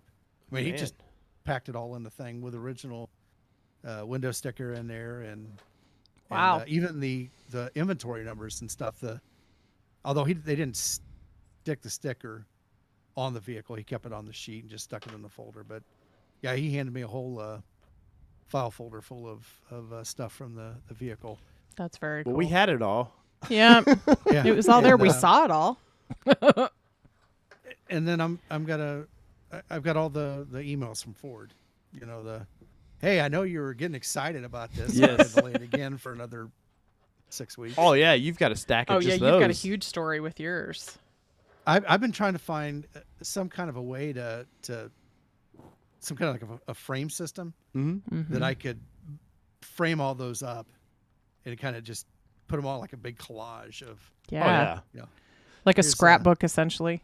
Well, I've got. Yeah, well, that's what I'm going to do with the vehicle is that, and I'm just going to keep all this stuff. And I don't think I'll trade the Bronco in. I'll probably sell it sometime down the road. Yeah. I don't know when that'll be, but I'll make sure if I do sell it that all that stuff goes with it.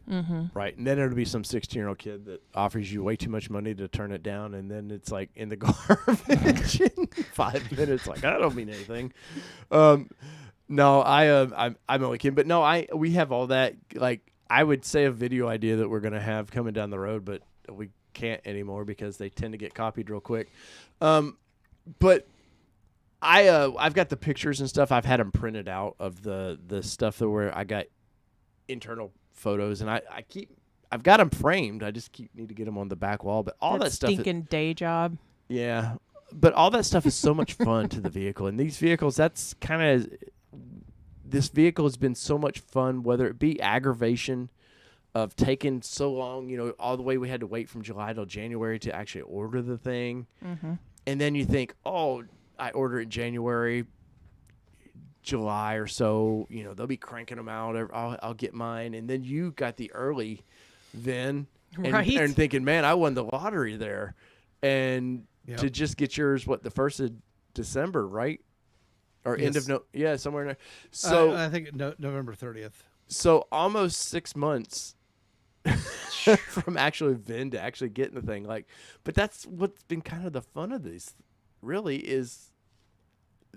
Because we're such an Amazon culture, you can't have it when you want it. And I think if people could have got them as soon as they wanted them, in 6 months, they're selling them massively, selling them off. Like it's forced us to enjoy these more than maybe some should.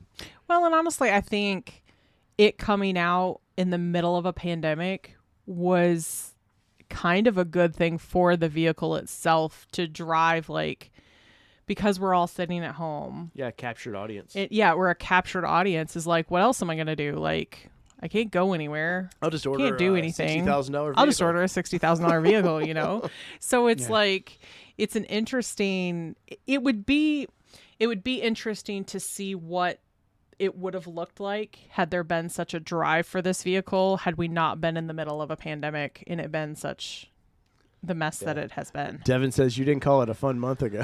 Fun a month ago. No. But Reflecting and this sounds like an asshole, but once you get it, like there's a little relief to that, and you can kind of reflect on it. Yeah, you're an asshole. asshole. Oh, well, no, I am an asshole.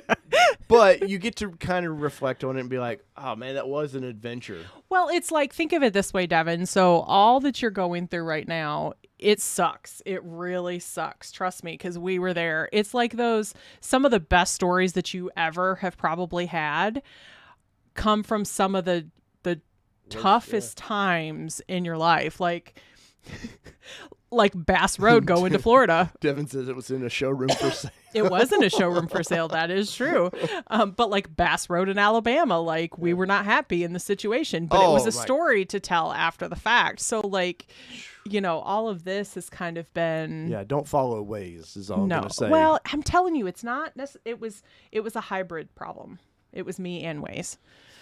I told Waze to get us a different way. Somehow going to Florida. Everybody knows. I know.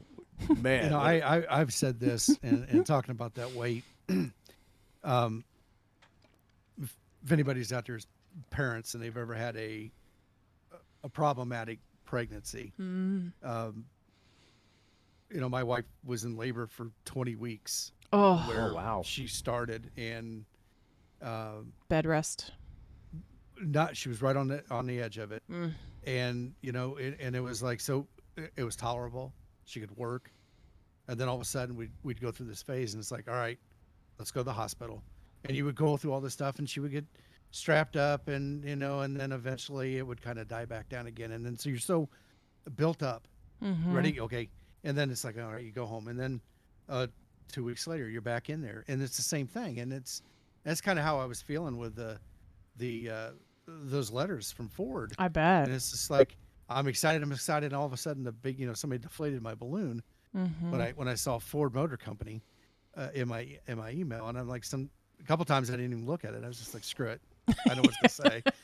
But it was kind of that same thing, and I honestly don't know emotionally what was worse, waiting for a child to be born and having to go through this back and forth to the hospital, or waiting for the Bronco to show up and be built and going into this back and forth. But to Kelly's point earlier, when we started this, and Dave kept interrupted you. Sorry. Used to that. Really the process, the order went in an early part of the year, but these really didn't start getting built until June, and it wasn't, I think, until after July they had it shut down that they really got into production. So in the long run, I know it seems like a very long time, but it really hasn't. It hasn't been that long, but it seems like people now are walking in and placing orders. Yeah. Right off the street that are getting them. Yeah, I seen some green 2-doors built in one of the Facebook groups, and I said that's interesting that there's 2-door green Sasquatch Broncos sitting there. But yet, there's people from day 1, day 2 that can't get there. And I'm not talking like exotic color vehicles. No, we're just talking about people red, that white, their vehicles blue vehicles, there. and just nothing. Yeah, I wish I could. I wish somebody in Ford would tell me exactly why that is, but they're never going to. And the response will be, "There's an algorithm." Yeah. It's what we've heard quite a bit. But what you were saying, Tim, I think some of those people could now go order it and get it before the original order. Yeah. I don't disagree with that, and I say do it.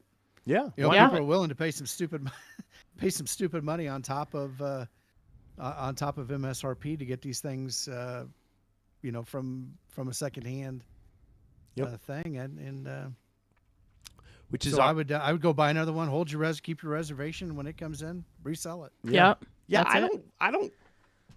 I know a lot of people get aggravated on that when the dealerships come in on these groups and they're like, hey, 30,000 over. That does piss me off because I know the dealership strictly ordered that to do that to people. But people ordering them and then either deciding, hey, it's not for me or whatever, I get market value for those things. I have zero issues with that at all because you don't own a dealership. It's not like your business is daily to trade and sell vehicles. So go get paid. And if you need emotionally invested yourself in it, or you bought it to flip it. There's one of two things. Yeah, because I know. I tell you what, I was over at my at the dealership today with the general manager, and he's pacing around on the floor because his Bronco was today was the build? last day of the window that he got for delivery.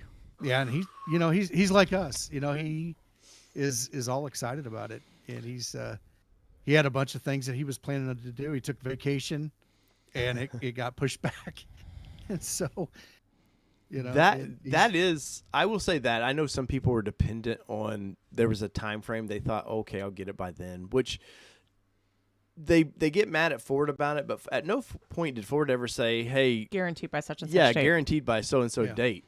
But I know some people, they will say, well, my vehicle is falling apart, and I'm like, who goes from a falling apart vehicle into a $60,000 vehicle? I mean, I'm sure there were people that have been saving up, but I've seen a lot of those stories, and I'm like, I will agree. There have been quite a few stories of that, and then there's also, which we ended up being in that situation where we sold off all of our vehicles in preparation for the Bronco, and then we went, oh crap, we don't have anything to drive because we don't know when we're going to get the Bronco.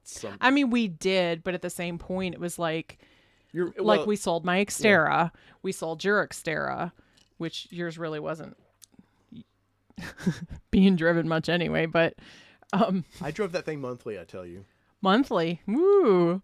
But we sold your Xterra, we sold my Xterra, and then we ended up buying the Beamer. But for us too, though, like selling your Xterra was, you got to a point of, I don't want to crash. I don't get this thing in accident. That's true. It was like, hey, we know the value of this. We can get the value for this right now.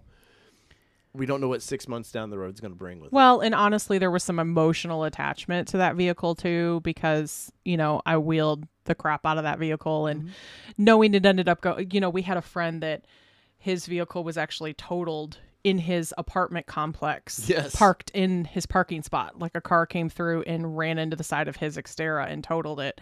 And he was like, hey, Kelly gonna sell her Xterra anytime soon? And I was like, well, we're actually thinking about it. So luckily it was the perfect situation for us because it went to a friend. Basically, she's saying she could still visit it. If I can still visit her and see her and things like that. So it went to a good home. So, there's that. But yeah, go ahead. I was gonna say, I had a kind of a similar experience where I was sitting on a car that I was afraid to drive because I didn't know if I got hit, would I get the value out of it that I would have gotten for a trade-in? Sure. Yep. Or an outright sale. And a lot of people are like, oh yeah, insurance paying, crazy money too for but I don't necessarily believe that, but and I didn't want to test it either. Yeah. So I was nervous, and unfortunately when the pandemic hit, I started working from home, and I'm still working from home, and I'll probably continue to work from home. So I'm really not going to put a lot of mileage on the cars, and so Emily's working from home now, and we're like, well, we really only need one car. The most of our drivings go across town to pick up our kids from daycare, which is 15 minutes away. Right. Occasionally, I might have to go up to Indianapolis to do something. Can we do it with one car? And we could. Except for I didn't want to get in that position where I had to go up late in the afternoon. I couldn't guarantee, to be back in time for her to get the kids or something like that. And I started looking around. It's like, do I buy a used car? Well, you can't find a used car. Yes. Yeah. Not at anything that's even remotely reasonable price wise. And then I'm like, well, okay, what if we just sold the car or parked the car and I got a rental if I knew that I was going to have to be up in Indy, past 6 o'clock or something. And then it was like, well, the rental place that we have in here, the Enterprise or whatever, I'm not even sure if they're working that lot right now. And even rental cars have gone through the roof. Yeah. Oh yeah. On the cost of a rental car now lately. So yeah, when we went to Austin, luckily my company has a corporate discount, and we were able to get a rental car for like $37 a day or something. But had I not had my corporate discount, it was going to be like $90 a day. So it's ridiculous. Like crazy what rental vehicles are right now. To your point, like it's just insane. last summer in 2020, I was able to sneak down to Florida. I was kind of like right after the curve pandemic, before the real second wave of the pandemic. They opened everything up again, and so I snuck down to Florida to see my parents, and I was able to get a rental car for fairly decent. It was probably about $30 a day. It wasn't. Oh, nice. It wasn't super expensive, but it wasn't bad either. It was a nice car. What did we rent? A Mazda MX? I forget. 30 MDX. No. I'm sure it was an MX because that's their. It was a little. Yeah, crossover. I wasn't impressed. No, not at all. Especially after driving the TRX, that didn't help. I mean, yeah, it wasn't terrible when we picked it up, but then when we get to drive, the Acura and the Infinity, every luxury Infinity vehicle. and the Grand Cherokee Summit and all those things, then you get back in the Mazda and you're like, meh. Yeah, this is a commuter car. but it was the Emerald Isle, so we got to choose. But we were much like what you're saying. Is like, at the time, let's see, we had 3 personal vehicles. So we had my Xterra, which could have been driven daily, like at worst case scenario. Your Xterra, and then we had the Juke. The Juke, which I miss my Juke, something fierce. But yeah, and then I knew I had a buyer for the Juke, and a part of that channel was I built it, owned it a year, and sold it. So we sold that, and sadly, 3 weeks later, somebody sideswiped that guy, totaled that poor car out. We got rid of your vehicle at the timing. The timing just had to be when that was, and so then we went and picked your BMW up used, which still wasn't a bad deal, or what we thought at the time. Had the water pump not gone out of it. Yeah, had it, something not fell apart about the thing, but yeah, we were kind of in that same boat, man. You got to have something. But as far as though we didn't buy the Bronco anticipating all this tight window of we have to have a Bronco by then. Though I will say, everybody knows we 99'd our vehicle back in May. Excuse me. Knowing what I know now, I think we still would have got it in September or so with the hardtop. I really do. You think? Oh, I have this feeling that it probably would have happened. Yeah, maybe. But you live and learn. It's okay. I honestly, I have said it. Like, I do not have buyer's remorse about the soft top for us. Like, yeah, you were the person I was concerned about. Like, a lot of people are like, in more power to you. If you are strong on the hard top and you want the hard top or you love your hard top, I'm sure we're gonna love a hard top someday. But I love the soft comparatively, since we've had the Gladiator, where we have the hard top and we have the Freedom panels. The same, yeah. So it's relatively the same. The fact that when we were in Florida, I could literally go into the parking lot of the hotel, pop the top open, drive to the nail place, and close my top down and go in and not have to it be a whole ordeal was amazing to me. It's just amazing to me. That soft top is they've done it well. So soft over hard. That's a legitimate question. Subjective. Okay. I think you're saying soft before hard. Yeah. Oh, hard that's it. After soft. That's what it that's was. Thank you. That's it. I don't know. I specialize in ones and zeros. I don't know what I specialize in anymore. But Kelly, for me, living in Indiana. Normally, when I don't know, I'm not going to say global warming, but we've had quite a few mild years, and even this year it's in the 60s. Yeah, it was 70 today here. We get cold. We get really cold. And I wasn't going to compromise in a soft top. Oh, I don't blame you. Here, so I stuck to my guns. I had the Sasquatch package. I have the tow package. I had the hard top, and I was willing to wait if I had to, because I'm not going to compromise. I'm investing in this. Not like it's an investment that's going to appreciate, but well, right now I'm at this point in my life, I'm going to buy what I want to. Oh, for sure. Yeah. Stick with what you want, for sure. I recommend that to anybody if you're going to do that. But I am going to preface some stuff, and I might be the butthole for doing this, but I've noticed, I've heard a lot of people complain about maybe the interior of the Bronco. Mhm. Their ruggedized surfaces. They're designed that way because you got a vehicle that the top and the doors come off of. Yeah. It's gonna get wet in there occasionally. Well, that and a lot of UV It's not a luxury abuse. vehicle. Yeah. And I think that's I think a lot of misconceptions that people have coming into this thing is it's not a luxury vehicle. It's a utility vehicle. Yes. And it's hopefully built to last. And I think, like, I'm giving up power seats that go up and down and back and forth with all the lumbar support and the memory, so I could just push the button when I get in and out, and have the seat go back and the steering wheel go up. I lost all that, right? Because I gave up the luxury car for a utility vehicle. Some people are complaining about the noise in the thing, and it's really loud. Guess what? You bought a vehicle with a hard top, soft top, and removable doors. Right. And anyways, I don't know about you guys. I started to do a video on it. It got goobered up, but it really isn't that loud in here. It's about 87 decibels. I got 2 kids in the back seat. The more noise that'll drown them out, the better off I am. So I see that as a benefit. That is it's the unplanned benefit or feature that Ford sold you. You didn't know you were getting it. You got kids in the back seat, it drowns them out. Yep. It's really good. I can talk to my wife. We can carry on a conversation, and I'm not hearing mommy, going along with it, right? Yes. Which might be, that might be the blessing. But I do think,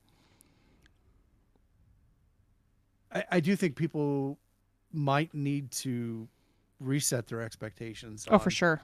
On some of what they're getting, because they are buying an off-road utility vehicle. I always chalk that up to people that were maybe Land Rover guys that thought, I'm going to get this fun off-road vehicle that may have never experienced Jeep. Because I'll be honest, like, our Jeep's not incredibly loud, but I mean, it's not your BMW either. Like, it's as far as, that vehicle is specifically built to be the quietest thing BMW possible. almost felt like it had noise canceling, right? As quiet as it was. And they probably do. It's unbelievable what they do with those sound systems now. They pipe in that fake noise and make your car sound like it's going vroom vroom and all that other stuff. But I mean, and the other thing, the doors, you want to take the doors off. You can't fill them up with sound deadening material and add 40 pounds of weight to make it quiet. Now, yours has that. There's some sound deadening in it versus ours though. Yours has a little. When you have the higher Lux package. I have the Lux package. So there is some sound deadening in there. There is some sound deadening on when you lift the hood up. There's this material in there. So there's some of that stuff, and you can add it too. It's called roadkill. It peels off. You can stick it on there. They use it in high-end stereos when they put a lot of bass in there to keep it from, the trunks vibrating, rattling so much. You can get that stuff, and it's not overly expensive. But I think what Ford might need to do, I know they're creating all these 27 different models of the Bronco. It may not be a bad idea if they haven't looked into it to maybe create. So Ford, if you're listening, maybe create a Bronco that has a hard, non-removable top that is more of the luxury edition, the Lincoln Bronco. Right. And I'm amazed the Raptor kind of didn't get that. I really am, because for everything we know of the Raptor, like, I mean, you're going to get some stitched seats and stuff, but I can't imagine they're going way out of their way to make it much different than what we have now. So I said it in a video where I think the Raptor, them showing it without a painted roof, I don't think when it comes time to actually offer it, I think it has a painted roof.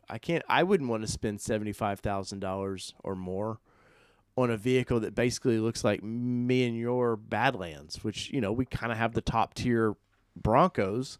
I just can't imagine – what else am I going to get besides the 3-liter twin turbo? No, you get a little bit wider stance. I don't know how much wider. You get a nice big Ford, which I don't like and you at know all. me. That's what I really that's what drew me in was Yeah. having the name. I don't like the big Ford up there, but I think the letters are too big. Yes. But I do like the old school, full name on the front there. I like that. You're gonna get the performance, a little bit more performance, but you're still pushing a heavy vehicle that sits up high.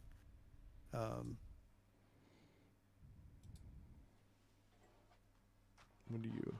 Sorry, I was commenting on something. Mobile Moto saying bring back the Flex. The Flex was cool. Hey man, I love the Flex. My buddy with Lifestyle Off-Road, dude, he had his tuned and he was whipping people at the drag strip with that thing, man. It was embarrassing because, these guys would bring in their little import, and this guy in kind of a mommy SUV looking thing would just clean their plate.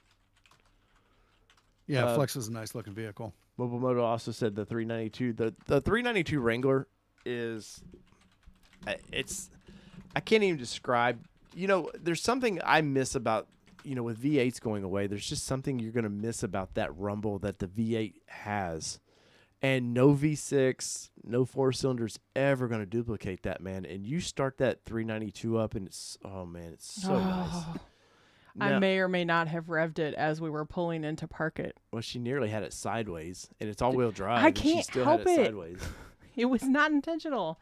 Every vehicle we drove that day, I took off the same way, and I can't help that the 392 decided to fishtail a little bit as we were pulling out.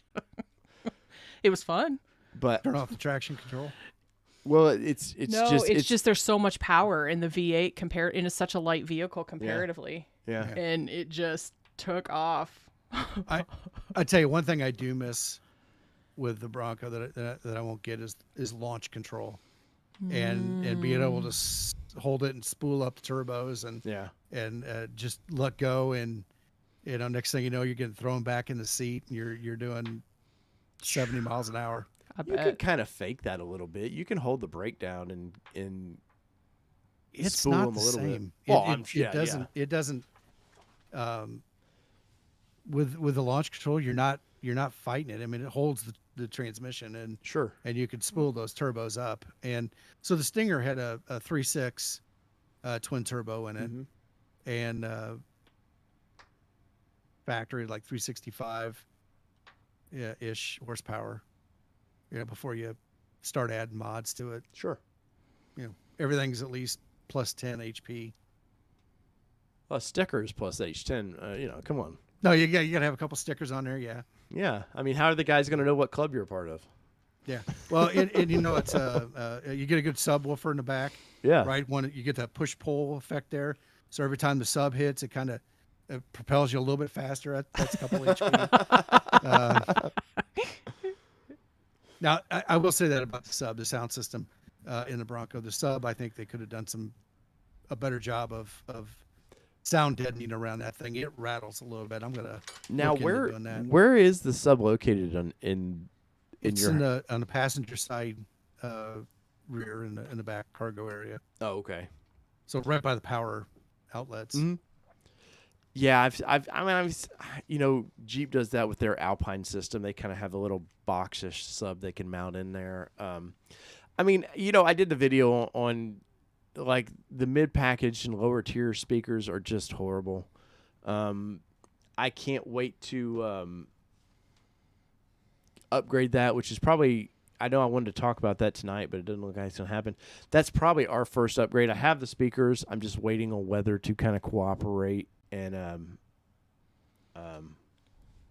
so I went to the dealer today to try to go listen to a standard sound system to see what the difference really is. Now I know. So in the B&O they've got 10 speakers. That top two are coaxial speakers, which all a coaxial speaker is two speakers. Let me get my hands up here. Two speakers on the same axis, right? Mm-hmm. So you'll have a mid-range and a tweeter sitting right on top of each other. Right. And that's all a coaxial speaker is. Nothing super fancy. I think they were limited. We talked a little bit about it the sound bar in the back, speakers a little bit further back.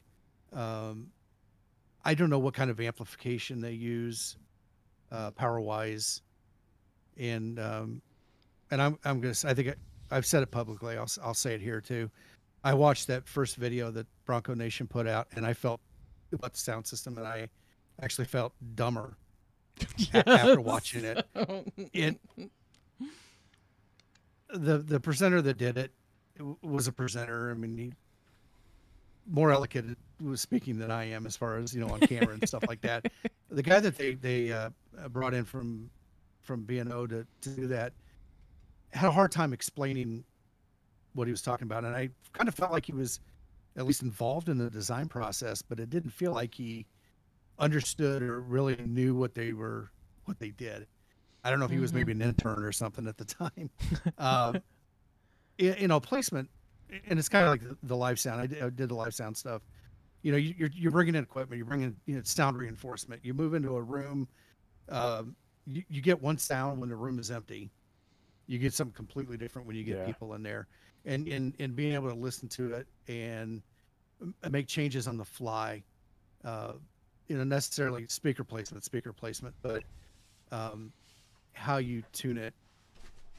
As an engineer, when I go, a lot of times when you see a mixing console or what they call front of house, ideally you want to be 80 feet, 100 feet in front of the stage, in the middle. Sometimes you get pushed off to the side. Sometimes you get stuck in a closet. I have mixed in basically another room inside of a closet. And I have to listen to what I've got presented to me, then walk out there and listen to what I've got, and then come back. And they kind of talked about that in the second video. Once again, the same kid. And I was still a little confused when he was talking about certified listeners or whatever. And well, what's that? Well, it's somebody that is certified to listen. Yeah. Right. And I'm like, okay, well, really, what's that mean? I know what qualifies that, kind of thing. Yeah, basically, right. Now, I think Ford really lost out on an opportunity here, and maybe I'm a little biased because I understand the sound a little bit more. I really think all the stuff in the software, right? Why there's 3 bands, high, low, and mids, and maybe they simplified it for the average person, but this is all software. Why didn't they put like a 5-band parametric EQ in there? Yeah. Or 31 band? Now, most people wouldn't know what to do with a 31 band EQ, but sure, you just make it look like a rainbow, right? Exactly. Right, is that what a rainbow highs looks on the like? outside, little in the middle, put a kind of a little wavy shelf in there. But no, but with like a 5-band EQ, I can make that sound so much better, because you can find, and everybody's ears are a little bit different. Mm-hmm. What sounds good to you may not sound good to me. I've got a guy that I mixed with, that I worked with, that I couldn't stand his mix. Guy had been doing it for 20 years with no ear protection at all. Oh, so his ears were blown. His ears were shot, and you get to a certain point in this where, you're rolling on your reputation, and it's like, dude, man, everything is so bright, because that's how he heard it. He had to have everything, all the guitars, all the vocals, everything was just so bright, and it's like, oh man, it's hurting my ears. How fast can I get my earplugs in? And I have special earplugs to wear that ear filters that filter the noise but doesn't change the diminish acoustics. It. Yeah, it doesn't diminish it. It just reduces the noise level, so I can still hear clear, just not so loud. Yeah. And so I wear just about any time I get around loud noise, I have those in, just to protect my hearing. Devin B, I've put you in timeout, man. Let's not be fighting. I think Bronco does have some flaws, but I think you've made your point in multiple live streams. You know what? Bronco does have their flaws, and there are legitimate criticisms. So when I was saying that earlier about some of the stuff, not to diminish the fact that there are some. It's the first year, right? Oh, for sure. So, and it's a new thing, and they really hadn't made a true off-road vehicle in a long time. Personally, I know you did a video on the Hummer EV, and that's cool. I kind of like to see GM come back out with a Blazer. A true Blazer. Well, they did. Mm-hmm. They just knew. Well, no, I meant a true Blazer. I don't. GM for this market is they're caught in this. I hate to say kind of this woke thing, but they're caught in. They want to be everything but nothing. Like at the same time, they want to be green, but yet their biggest sellers are gas guzzling pickup trucks, and so they're going to do the EV of that, but yet they got 16 different CUVs that that company is like in a strange place, and I just don't think they could do something like this right now. I just don't think they're not built for this right now. And I mean, somebody had said it earlier that they think, hey, this is the last hurrah for even Bronco, really, that, they're definitely going the hybrid route for this. I've seen too many spy photos of the hybrid running around out there. They're going to do an EV version of this thing one of these days, and that's all fine. But I think manufacturers, they're computer companies anymore, and they're going to get to a point where they just all stamp out the same thing. It's what electric motor do I put in this that's a selling point, and does it drive the people where they want to go? So in my industry, it's essentially the same thing. It's X as a service. GE doesn't sell you turbines anymore, right? For airplanes.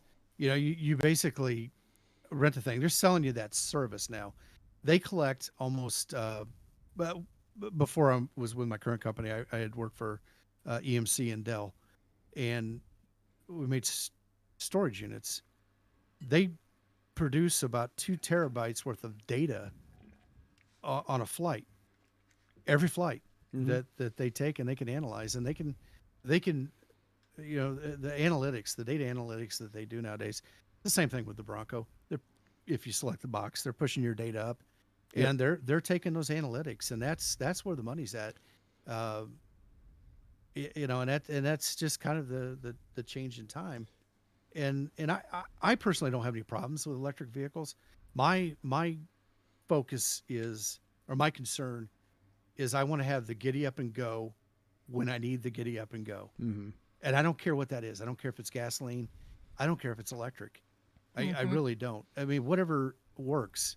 I'm happy with it. I just want to know that when I push that pedal down, that I'm going to get the giddy up and go. Yeah. And, I'll go back to the Kia. Everything in that Kia was by wire. Steering by wire, gas by wire, transmission by wire. Everything was by wire. So, what's the difference? The only thing I will say with the Bronco, with Toyota, whoever's doing an EV, or even the Hummer. The Hummer's nice and great. It's got an electric power plant in it. I don't see too many charging stations out in the woods, so they're going to have to overcome that. But if it's a mall crawler, if it's a daily driver, if it's something like that, then that's cool if you've got the ability to charge it. Mm-hmm. But I don't know, like the Lightning. If you're just beating around town, I live in a fairly small town, in another county outside of Indianapolis, and if you were just tooling around town, I'm sure that's great. You could do everything you needed to do. But if you wanted to take it from here to Tennessee, how many times am I going to have to stop? Yep. And I understand they've got some faster charging now, but how much time do you have to build in? Do you have to make it an overnight? Do you, right? Can you get somewhere with the rapid chargers where you can charge in an hour or so? The thing I'm hearing that could happen though with electric vehicles is there might have a small generator with them. So you get this 400-mile range EV with it's basically a motor, but they're going to call it a generator, where it'll 50, 60 horsepower, enough basically to almost self-charge itself again. while you're traveling. But I know Ford and GM are pushing hard into that. They're not going to publicly say that, but they're definitely pushing into this kind of strange. It's like a hybrid, except it's more dependent on where hybrids now have that little 3-cylinder gas engine that can get you from point A to point B if need be.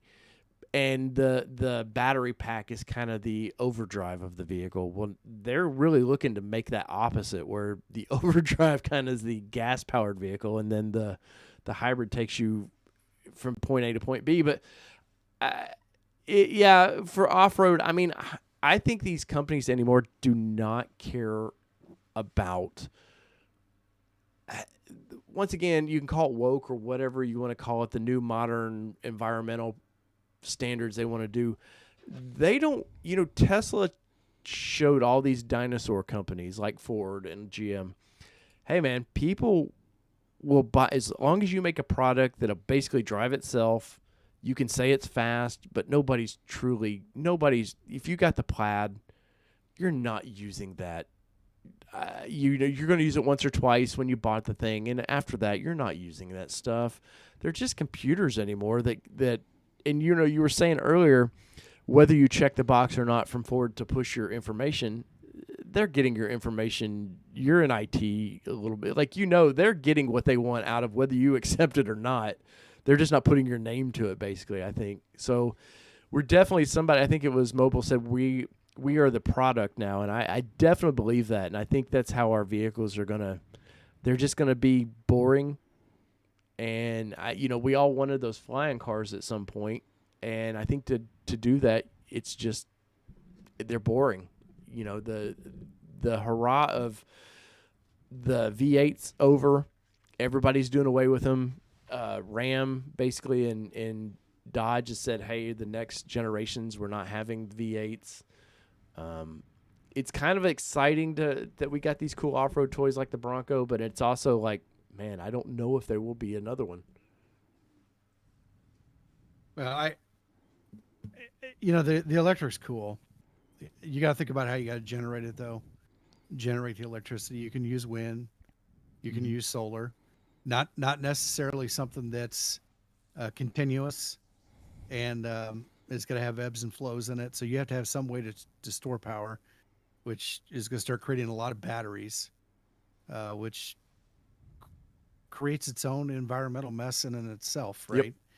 Yep. The windmills, for the longest time, they had to make the wind blades so durable to withstand that they can't destroy them. Yes. Now apparently there's a company that has developed a thing to break down the materials back into its raw components so they can reuse them again, which is good. Yeah. But I guess there's graveyards of used turbines where they've just basically stripped a pit and dumped them all in there and backfilled it. They are fun to watch explode, though. I watch too much YouTube. Personally would love to see nuclear power become mainstream in America. It went there for a while, but I'll tell you what, the world's largest fleet of nuclear reactors is run by a group of 20-year-old people in the United States Navy. Really? Oh, yeah. With a 0% of catastrophic failure issue. Well, or the government's never going to tell you. There was a problem. But no, I do agree. They are some of the safest. Well, my friend Tim Esterthal with Pickup Truck and SUV said that he's in Nebraska, and they're actually building a new nuclear plant there, which is like the first in 35 years or something, 40 years. Let's see. Impeugeot is asking, how hard would it have been to place a real EQ and other premium settings under advanced settings menu? I'm not a tech. I don't think it's hard. I mean, the connectivity is already there. Now they in the B&O system, they've got a unit in the back that now I don't know if that is what's directly connected to the head that you can do that, but it's all software. Yeah.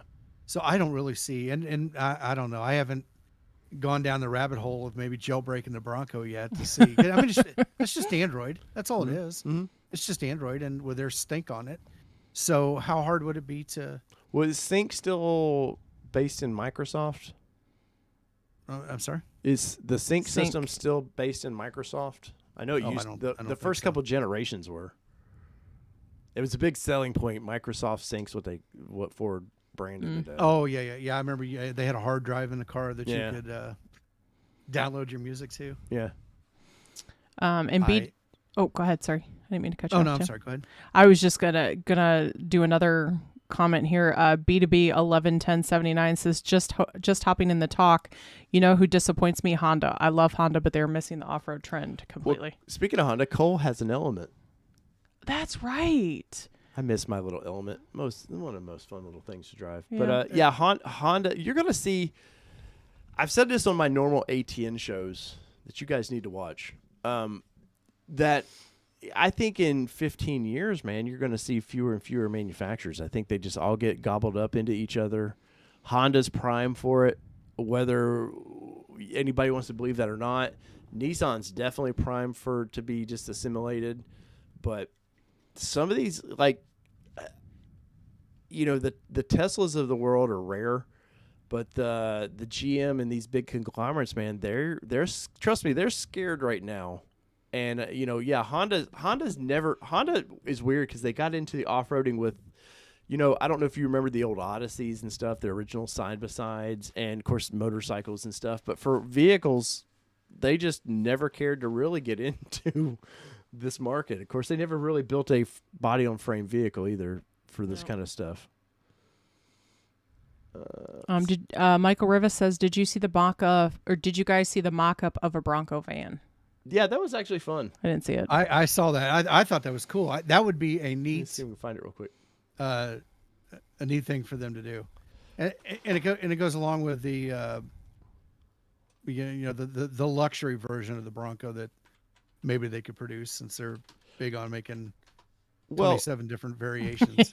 Well, yes, and the fun thing about Lincoln Edition. The fun thing about the that was they could. I love how you Bronco minivan and it pops up all these Bronco Sports. I thought it might pop something up real quick. The fun thing about that idea was they could, whatever they used to call their little courier vans, you could brand it something silly like that. And this younger generation do not want to drive what mom and dad drives. And it's kind of every generation's like that. They don't want to drive what their parents and grandparents drove. And I've been looking at the Canoe. I don't know, Tim, if you've seen the little Canoe electric vans and trucks. Canoe. It's quirky like that rendering of the Bronco minivan. Is kind of a weird thing like that. Is that what you did the video on a couple weeks ago? I have a video coming out on it. I've talked about it a few times in the past. Let's see where you find it.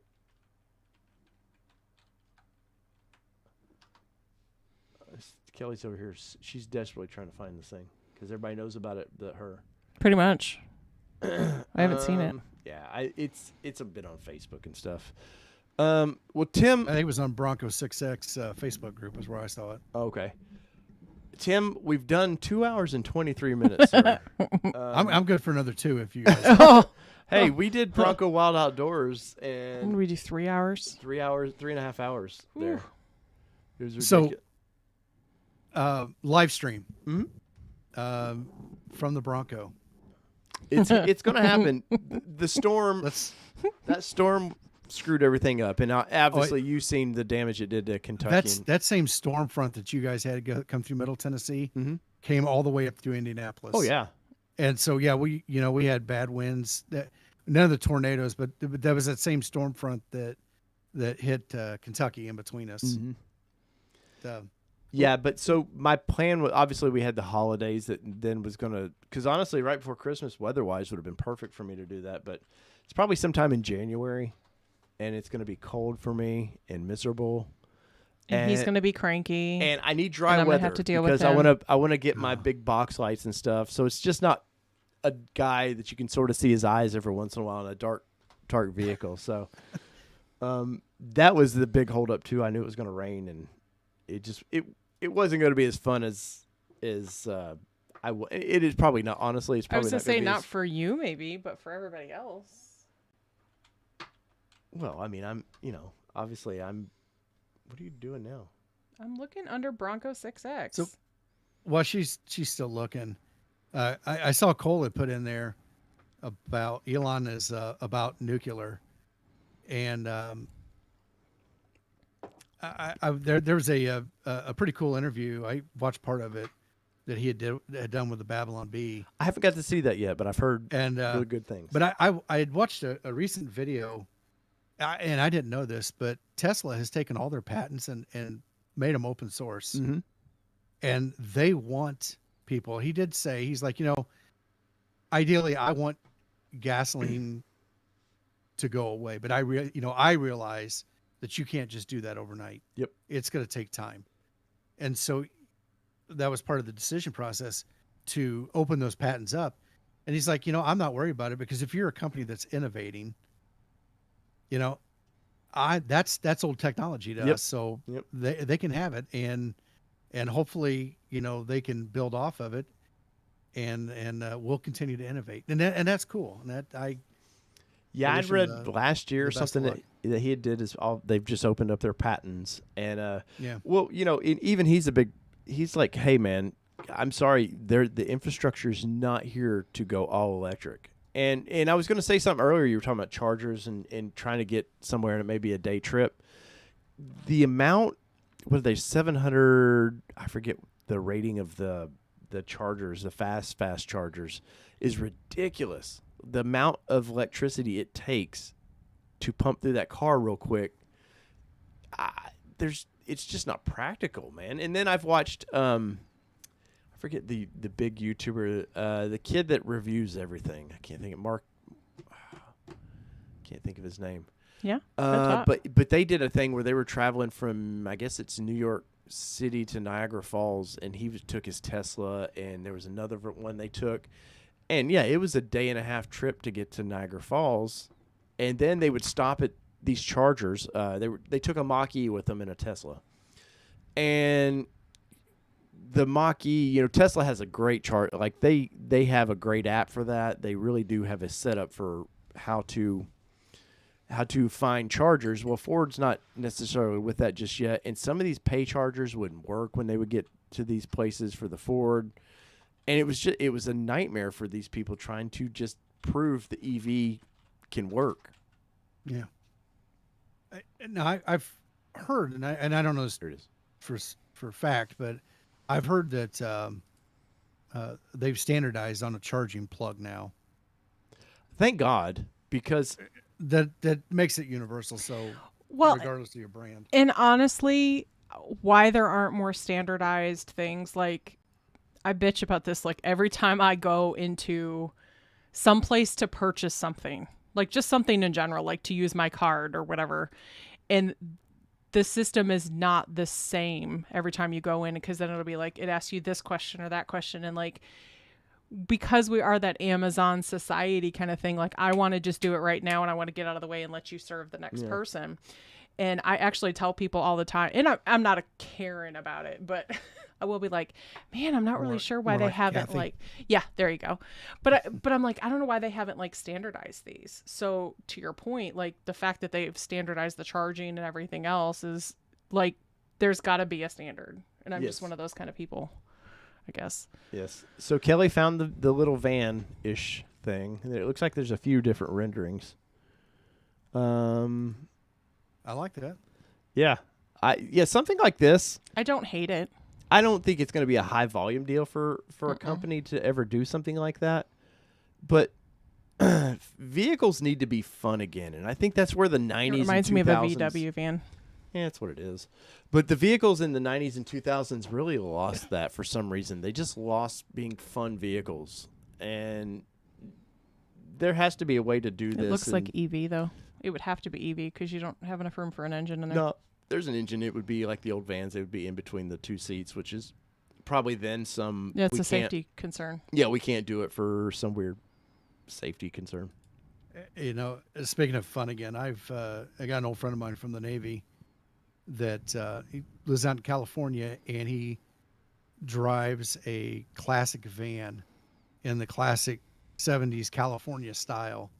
and he belongs to a club out there, and they've got all these cool vans, and kind of like the whatever the Dream Wagon. What was it that Shaggy and them drove? Oh yeah. The Dream Machine. Yeah. Yes. Shaggin' just that wagons. cool. Yeah, I think. Lord. What was it? His was Sugar Bear. I think was on the side of it. And the big, the big blown up balloon letters, and it was really cool in the inside. And that's kind of a cool trend. That's I think. I was going to say it's fun, right? Seen one a week or so ago just floating around. I think when we were coming back from Florida, I seen one of those old style vans floating around. They have the little bubble window in the back. So yeah. Oh, I don't think I saw that one. The mystery machine. Shag carpeting on the inside. Valley Dude 5000 says, "Oh, sorry, Volkswagen should bring back their van. They're supposed to. It's been planned for like 10 years. They're doing an EV version of it, and they've actually got testers out right now." Speaking of EVs, we need pictures. Check. I think it's West Coast EV is the YouTube channel, and those guys do some phenomenal stuff out there. And you can take your car out and do it. You can buy the parts if you want to tinker on it, but they do a lot of those VW conversion vans and the transporters. Is it EV West? EV West, yes. EV West. Well, and they've got some really cool videos of old. Dang, they only have 79 videos, and they have 79,000 subscribers. Well, we're about 200 videos, and we've got 5. All you guys got to do is convert your Bronco over to electric. Put put a Coyote in it, because everybody wants a Coyote in these things, right? And it's just that easy. I seen somebody the other day, their engine blew up, and the guy's like, well, just tell Ford to put a Coyote in it. And you're like, it's just that easy. Yeah, you just plug It's like and play. double D batteries. You just pop them in there, and you're good. I had stopped to get gas today, and there was an older gentleman next to me, and he had a real nice F-150 Lariat or something. I'm not sure how old it was, but it was a really nice one. And he comes over and he goes, "That the new Bronco?" Like, yeah, he apparently had one in the '60s, and it sure doesn't look like what it used to. But I mean, he was excited about it. It was nice talking to him. That's funny. Well, I said it in the video. We had a girl when we stopped at Buc-ee's, man. I swear to God, she would have got in the vehicle to check it out. Like she had the just opportunity. aggressively came over, friendly, not like a jerk, but just aggressively wanted to look at the vehicle. Another reference back to the music thing. Are there going to be like groupies for the Bronco? Yes, I think we've seen those. I think we have seen them as well. There's a few I've seen definitely in these Facebook groups. Oh yeah. Yeah. It's funny. I was at Walmart yesterday and had a person. They were walking by. The guy was walking by, and he's like, "Oh, that's really good looking. Is that the new one? It was like, that's really cool." And I was like, "Yeah, we actually reserved day 3." And when you're talking to people that don't know what you're talking about, you realize how dumb you sound when you say things that when you're not talking to Bronco enthusiasts, because they were just like deer in the headlights of like day 3. What does that mean? Kind of a thing when you said about it. The kids at the mall. Kids at the mall. We went and got Sydney's picture. They were walking in front of us. I don't remember.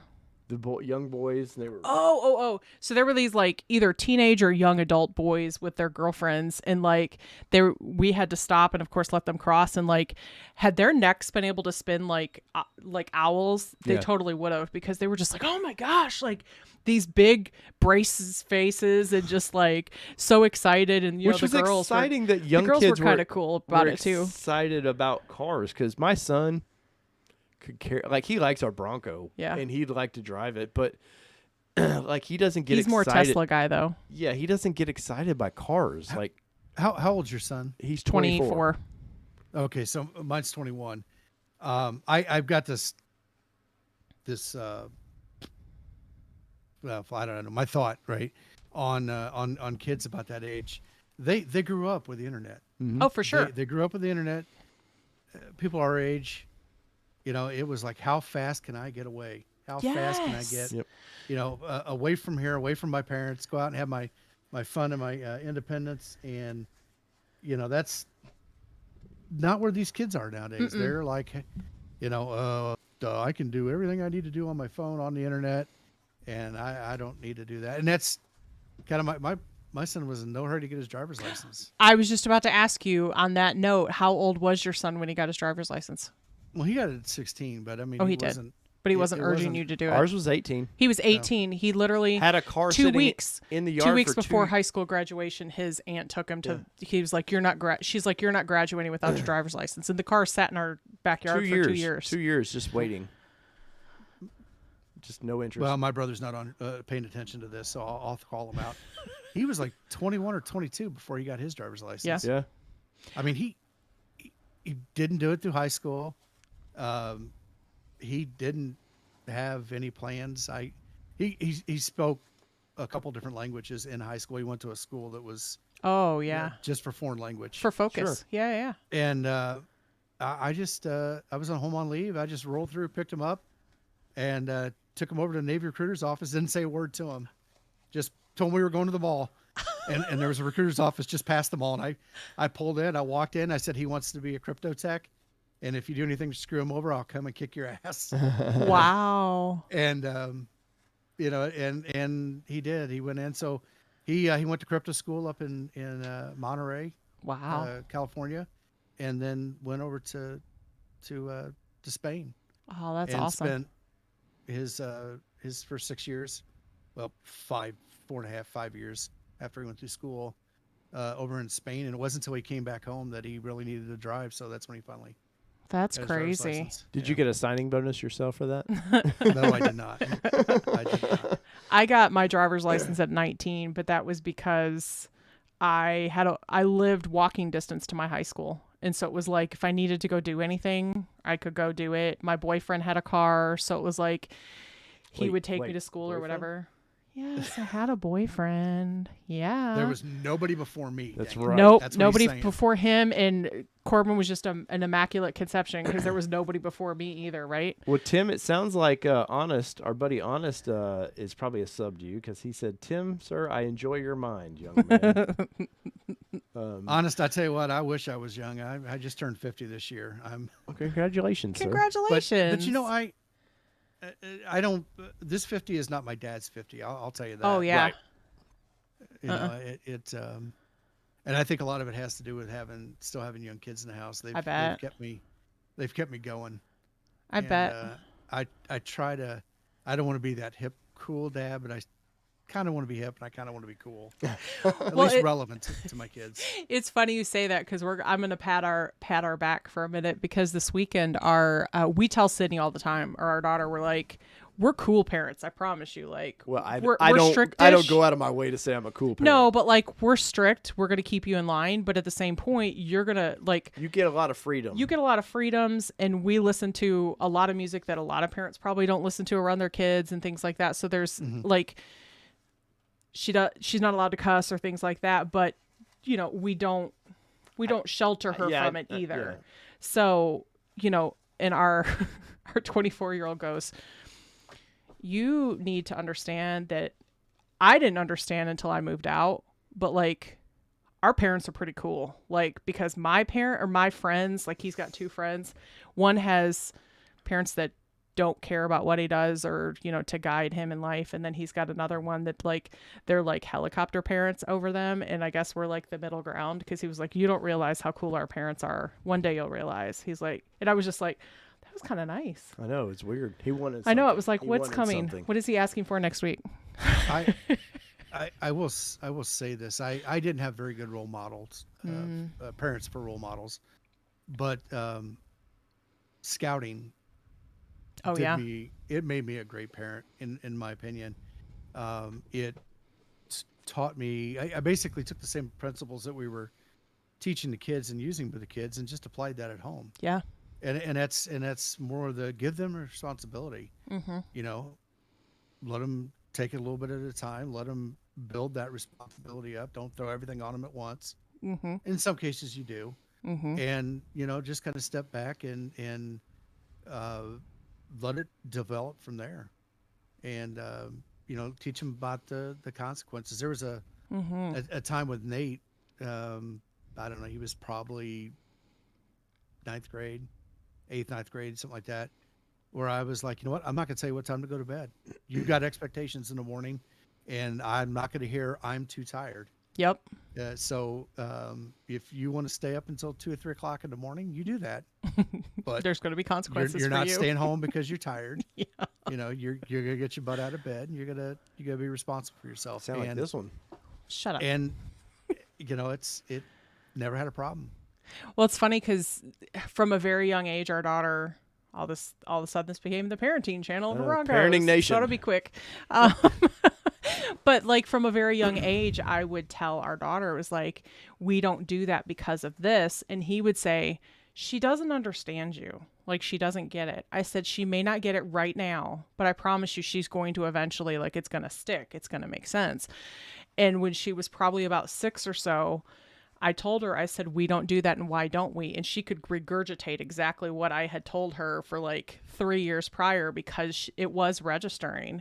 And I worked in quality assurance. And so like, I would sit there and go, is that how you would want to be talked to? Or is that how, you know, we talk to people, your tone and things like that? So definitely have worked on making sure that we teach those principles, but to your point, like the responsibility, there's consequences for what you do, and you make that decision for a minute, I guess. Well, Ford should know these problems, because there's consequences for not getting hard tops out. And way to spin it. I know you're gonna spank Ford. What's the what's the bottom dollar going to be on that? On which what? On the hard tops I get now. Oh, or when you can buy them. Oh, I think... no. The cost. What? You know, how much of a financial hit did they take? Oh, they took a big hit on that. They Bronco won't be profitable for a while. I can guarantee you that. You know, and how much whoever the manufacturer of the top was. Oh, you know, how much are they going to be able to recoup back, and how much of a hit are they taking? I had inside sources of the company sending me all kinds of stuff I probably shouldn't have been sent on some of that stuff, and I could just never. You could never get a second source on it. Yeah, some of it I needed more sources on, but it made sense though. I think the biggest problem with the top was it was just a completely new way of doing it, and especially with that cardboard inner core, that they rushed to get it out. Like, Ford had a hard deadline on these things. By June, we're building these things, hell or high water. And I think ultimately that was Ford's fault for not being flexible on that a little bit, or maybe not being as ready for the launch. When they launched the video, I don't think the vehicle was even close to being ready. I think you can see that because the interiors were nowhere close to being what we got now. You know, they had that Nintendo one. Really, really cool with all the white dash and all that stuff, the cool seating. The two-door with that baseball glove leather, which is nothing like the Outer Banks gets. I mean, nothing at all. And then they did that quick video. I don't know if you remember seeing the ladies. I don't know if it was on Bronco Nation or where they released a video showing their interior choices. And I think they just threw darts on some of that stuff. So I think ultimately Ford had this, we got to get this thing out. We got to get this thing out. I was going to say, but do you think it was pandemic based, or do you think just in general they weren't ready? Do you think Ford was trying to do some focus testing without having to pay for focus testing groups? Oh, I definitely think that, yeah. You know, let's just push it out there, see what kind of reaction we get. And they make a little money on it. Well, the underpinning, they definitely knew what it was going to be. The underpinning was going to be. There was no doubt. There was nothing to change on that. And I know people are breaking tie rods and all this stuff. Some kind of driver error, some just parts break. Parenting Nation. All Parenting Nation. Up next, all food / drink nation. But I think there was a few things. Interior choices were definitely, they knew the 12-inch screen was going to be in there. It was in the F-150. So they knew that was going to transfer over. I still think like the center or the tack is a goofy one to me. Like, they just couldn't make up their mind. Do we want digital? Do we want the old school tack? Well, just give them both. There's a few choices on the Bronco. Even the side badging.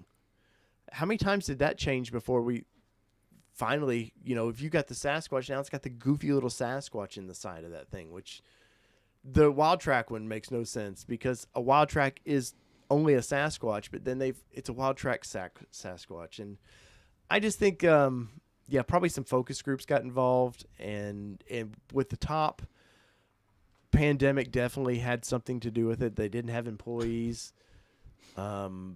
Michigan was in lockdown forever. So I hear pandemic a lot. That's a management problem. I mean, it rippled things. I'm not going to deny that, but a lot of that, in my opinion, boiled down to management problems. And we've gotten to this just-in-time environment for everything. And I've heard you talked about it in your experiences at that Nissan and how stuff comes in just a day or two before it it hits, and that's fine. But it doesn't seem like Ford, and I'm not sure all the other manufacturers do this. I don't think Toyota does this. My understanding is Toyota, whenever they use an outside party, they bring them into their plant, so they kind of control at least the environment. Right. There's so much of these things that they could have done differently that we as an industry have kind of, I say we as an industry, but the industry has kind of just shifted this way, and it's less money out holding material and holding inventory and stuff. But then when you need it and you can't get your hands on it, or they can't get ports open because you've got longshoremen that can't come in and work because whatever. You can work in a grocery store, but you can't work on the dock or whatever, and you got things stacking up. Then it puts this ripple effect, and that's all management. Those are people problems that they could have done differently. And I get so frustrated in the microchips. That's the biggest one, and the CEO of Intel, I know the guy personally.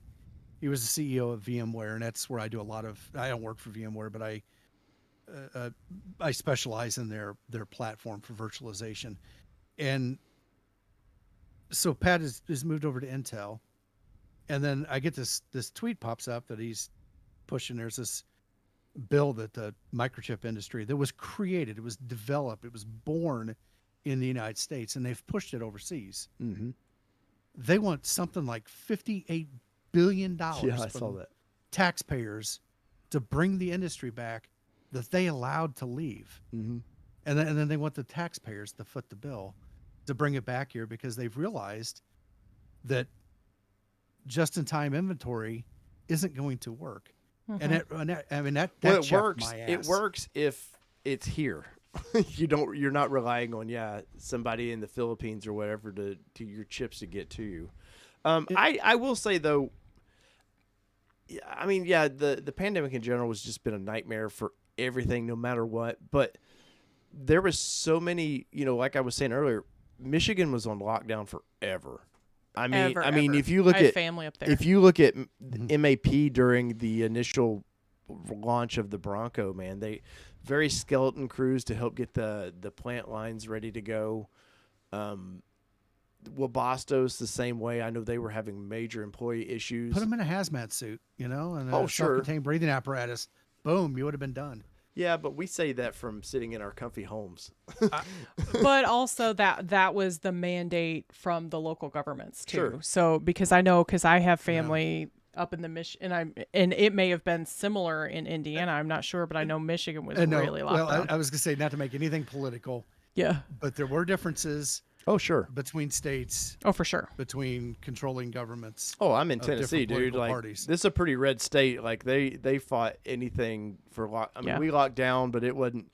It was just because, the whole nation's doing it. We might as well do it. And they were doomsday fearful, or they were doomsday threatening down here of like, we're gonna shut it down, and we're like, you're not gonna be able to leave your house unless you have the approval kind of stuff and things like that. So they kind of like, we got some of that like fear mongering, down here. Yeah. So the town that's just south of me is Bloomington.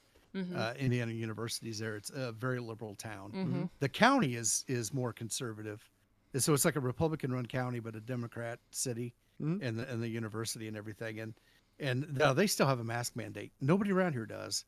And that may be to a certain degree because they've got all these students coming in from around the world. I don't know if Maybe there's some legitimacy to that. But, we went down there last night for dinner. We walk into the restaurant, and you can tell who lives there because they're all running around. They wear their masks. They go into they sit down at the table. They pull it off. Because COVID only is effective above 5.5 feet and above. Right. So that they take it off, and then they get up to, we just walk in here like we own the place. We're balling, no masks. Yeah, our local university is still mask mandate too, because I actually have a friend. Her son goes there, and she said he had to wear it all semester if he went to in-person class. Of course. Well, I think Nissan is still in the plant is still masked, if I remember right. Here in town, you couldn't even tell there was a pandemic that went on. Honestly, man, nobody even. In my daily job, I never skipped a beat. The housing industry here was booming like crazy. Some of that was the mass exodus from other states. Tennessee's got a pretty, we don't have state income tax. I know our local taxes seem a little higher than everybody else, but I think that's fair if you don't have a state income tax. What's your sales tax at? 9.75% in our state or in our So county. we're like 7. And so that's really not that big of a deal. Yeah, we're at 8% on the state level, and then each county is able to tax up to 1.75 in our county. No, it caps at 9.75 is what for the state. No, but what I'm saying is the max that you can tax in that. Of course, we live in a county where they max tax. Yeah, and it's one of the fastest growing counties. And so you pay property tax too, right? Yep. Yeah, property. Yep. We live in the city, so we pay city property tax and county property tax. But anyways, there was all these people moving in here, and we had, and I'm very respectful. I don't care what your politics is on that. If you get your job done, you get your job done, however the company says to do it. But the plant here was shut down for about a month.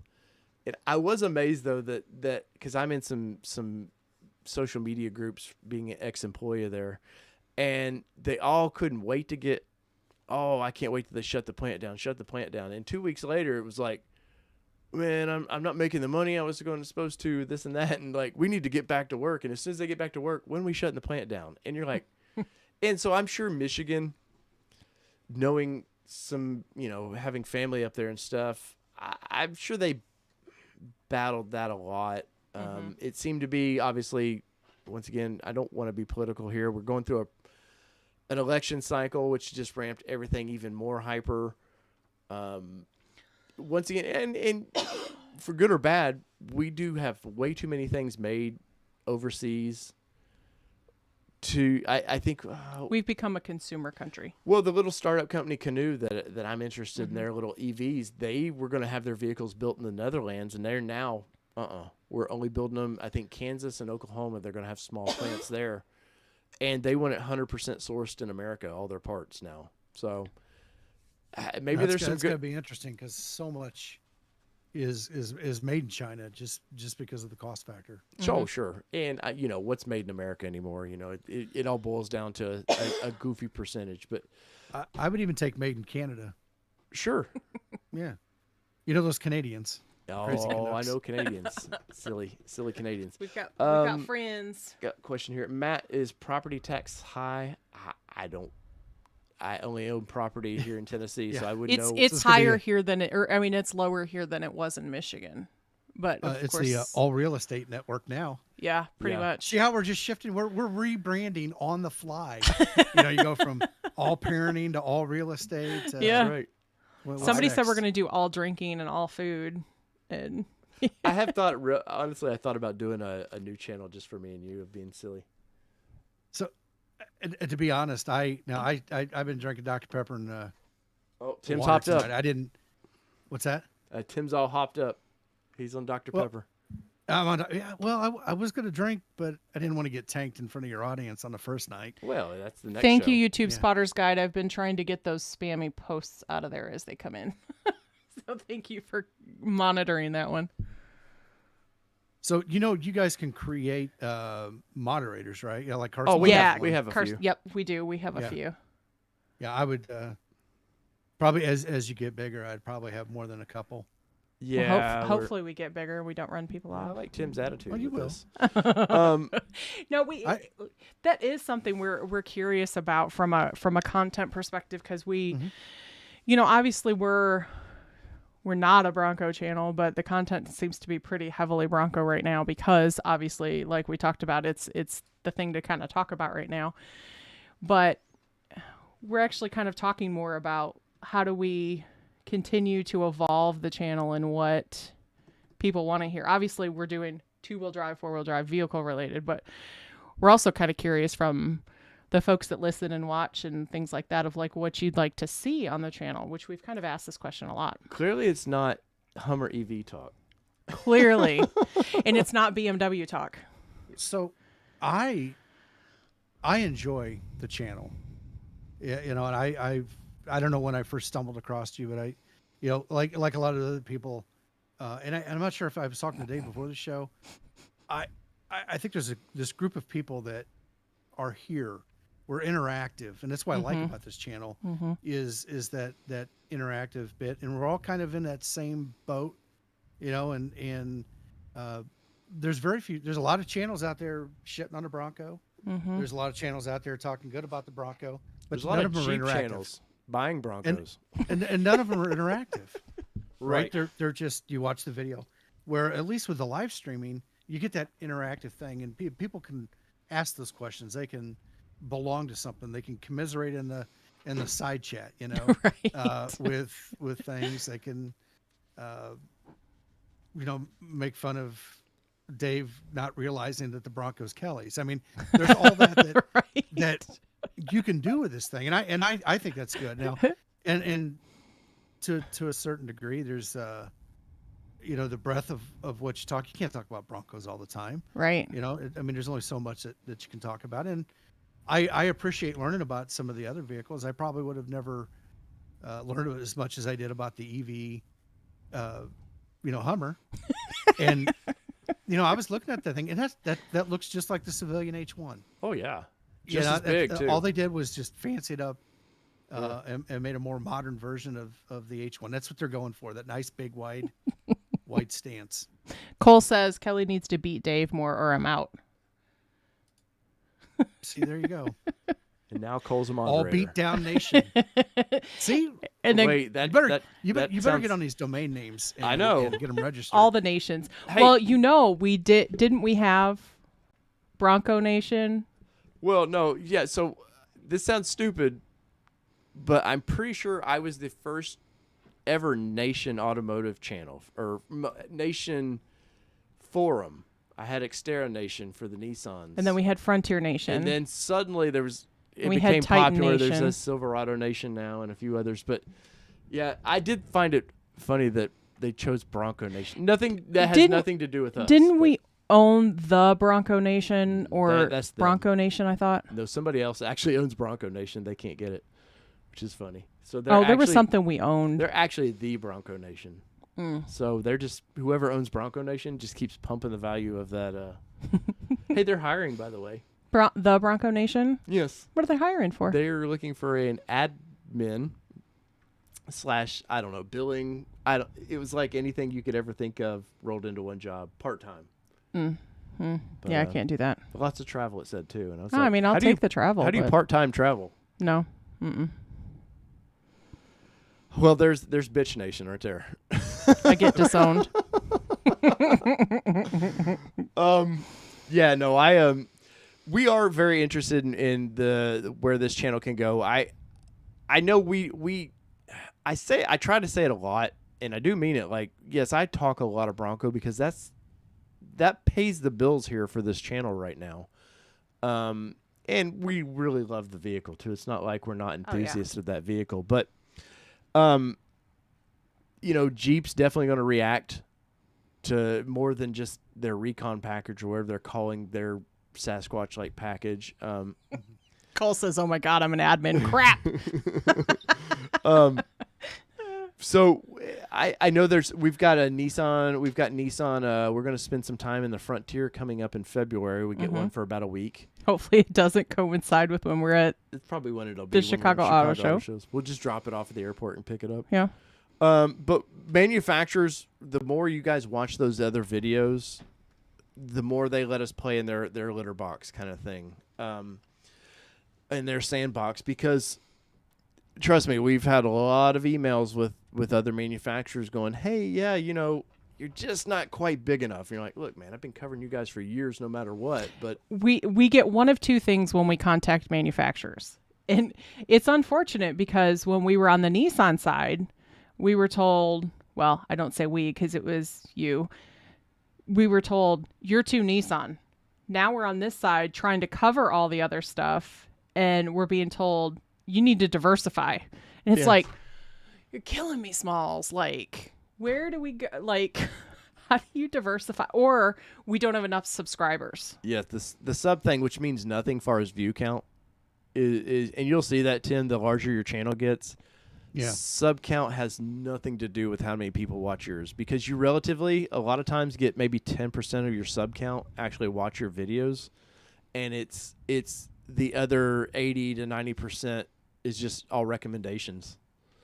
But we'll get there. We're having a blast. I know there's, like I said, we've got some stuff coming. I've got an interview with my dad coming up, which is really, really fun. My dad's 80 years old. Kelly got to hear the interview as she was in the room across from. My dad's about deaf. So it'll be a loud interview.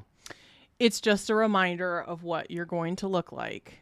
No, don't say that. I don't have the cauliflower hairdo. What are you, 47? 33 years. Okay. What I'll have to deal with you. You won't be able to hear because of all the musician stuff. Yeah. And you'll still talk over me like you do now, but I talk over everybody, unfortunately. But you'll just have hearing aids and you'll sound like your dad. But anyways, that was kind of a fun interview because I wanted to. My dad is he was born in 41, so I guess that's still Boomer generation. I never know exactly, or is it the 50s? Because he was in the middle or right at the start of the war, so I don't know if they call that the Boomers or not, but. He was part of the hot rod generation, the early hot rod generation, and to go from a small town in Ohio where the nearest they were building their hot rods based on whatever Hot Rod magazine was saying they were doing in California. They didn't have the internet, so there was the delay to get to experience it.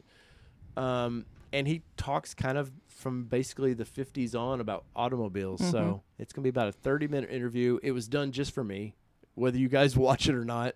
It was for me, and so we got that coming up. We got and it'll be for our kids one day. Oh, sure. We've got the canoe little video I did on that, talking whether we should buy a canoe or not, and she's against it. And we've got some Bronco, got some other stuff Bronco versus Gladiator videos. We're gonna do some 0-60 times on the Bronco versus. No, I'm kidding, or am I? God, I so hate. Sound those like videos. that other 3-letter channel. Hey, no, you only know I'm that channel when I start every thumbnails like my arms stretched as far as possible. Which I'm friends with those guys. I'll poke at them, but clearly they're stretching those arms, stretched out the viewership. Dave, I'm looking forward to hearing that interview with your dad. There's a lot that we can learn from the older generations that, regardless of the topic, that we just kind of push aside. And, I really enjoy that, whether it's entertainment or listening to stories, veterans, older veterans, and just understanding and learning about that just is so awesome. Like when I was in tech school, I was in electronics school, and my grandmother, I was able to sit down and talk to her because my grandparents owned a radio station. Oh, cool. Back in the 40s and the 50s, and though they had a chief engineer, my grandmother was the backup engineer. So she learned electronics and electricity, and I was able to talk to her about the stuff I was learning in school and having that thing. But she never bought a car past like 1980 something because it had a computer in it. Oh, really? That's crazy. Yeah, so she wouldn't touch a computer, but. But she could balance a bias plate in a tube. Wow. Wow. In Peugeot, you're saying I'm not as cute and wholesome as some other channel? Ooh. Yeah. Well, I'll be nice with that other channel right now. I'm gonna say it. I don't think there's any place for you tell me sex on these darn YouTubes. You saying that if I was not in a tennis skirt right now in front of the Bronco, that would not get viewers? Is that what you're saying to me, Tim? Dave, I think if you wore a tennis skirt, I think it would question that might my bring in meritable. the other Sarah and Toon channel a little bit. Stop, leave her be. It's perfectly acceptable nowadays, Kelly. I know, but it's all out there. So funny. I joke about the whole tennis skirt thing, but I do tell him because, like, wait, where are we going with this? Just let me get there. Let me cut this off. Let me get there. But so, like, there are times where he will go and he'll like, or people will like troll him or something about things, and I'll take screenshots and be like, these MFers, blah blah blah blah blah, they don't even know you, and they don't even know that you're so much better than what you were like years and years and years ago, because he used to be a troll. Oh yeah, he was a troll. It's like pretty documented. Bad. But he is completely different now. Like, he's respectful for the most part. She beat me enough, basically, Tim. I did. I beat him into submission. The troll out of me. So, but yeah, like, and people will judge him sometimes, and I'm like, he'll be like, it's fine, just let it go, let it roll off your back. And it was like, but you don't understand, like, I'm married to you, so me being married to you, they're judging me. See, because I wear made a the kilt choice to marry you. So you guys don't understand the effect that you have on your wives or your partners in life. Is that, yeah. I don't think my wife gives two craps. Whatever. You shit in the bed, you're living with it. You know, that's her take on things. I don't think he means literally shit in the bed. Well, I hope not. No. Yeah, I am 50. That comes around 60, 65. I don't know. A little too much Metamucil and prune juice. And I heard that was 51's what I heard. I don't know. All I know is my wife said, you know, if I'm ever a problem, she's just going to smother me in my sleep. And we'll be done. She watches enough murder mystery stuff, man. Yeah, I watch ID channel like it's going out of crazy. I know I'll go out peacefully. I mean, a hammer to the back of my head or something. That's about as peaceful as... She's like, you got sleep apnea. Nobody will even question. Oh my gosh, that's hilarious. Oh yeah. They're having their own side conversation. No, it's like there was something. So now we're back to marital counseling. All That's marital right. nation. That's right. Yeah, all marital nation. All no, marital I nation. go to a therapist on my own for my own stuff. So I think we'll be all right. Right. Well, all right, guys. That's 3 hours. Tim was going to say something. I'm sorry. Yeah, Joe. I was going to ask you while we're back to Celebration East. Sure. So people roll in. Mm-hmm. So there's like guest parking, and then can you like bring your Bronco in and just park it? No. And people line up, is that where you have to? So you can just park, but I don't know how it works. Yeah, because they had people parking everywhere. It was like Bronco area, and they had just regular non-Bronco area. But it was just open parking. It wasn't like. But no, yeah, unless you like, reserve, like we're going with a different like a group of Broncos or whatever, then they would have like allocated spots and things like that. But, I mean, because he's pulling. I wouldn't mind showing my Bronco off. It's not going to be anything exciting, but it will be a. Yeah, it will be. You have one. Well, there's with a hard top. I was going to say and a tow package. Yeah, it's a rare. That's a rare Bronco. So I mean, if it's just parking in general parking, you know, I'm not going to sit with it. But if it's, it was muddy. You know, some registration. Well, you know what? I got mud tires on my thing. I don't really care. See, there you go. And I got boots. We had the BMW there last year. That's right. Remember, he's overlanding for fun, sir. That's right. That's right.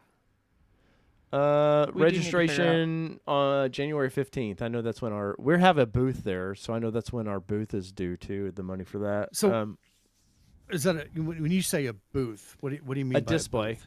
We All-Terrain Nation. We partnered with Lifestyle Off-Road, and we're gonna split a booth there. I want to say it's 20. You talking like in the vendor area? Because I know Luke does the bumpers and stuff. Yep. Which he will have bumpers there. You can buy on the spot. That's the plan.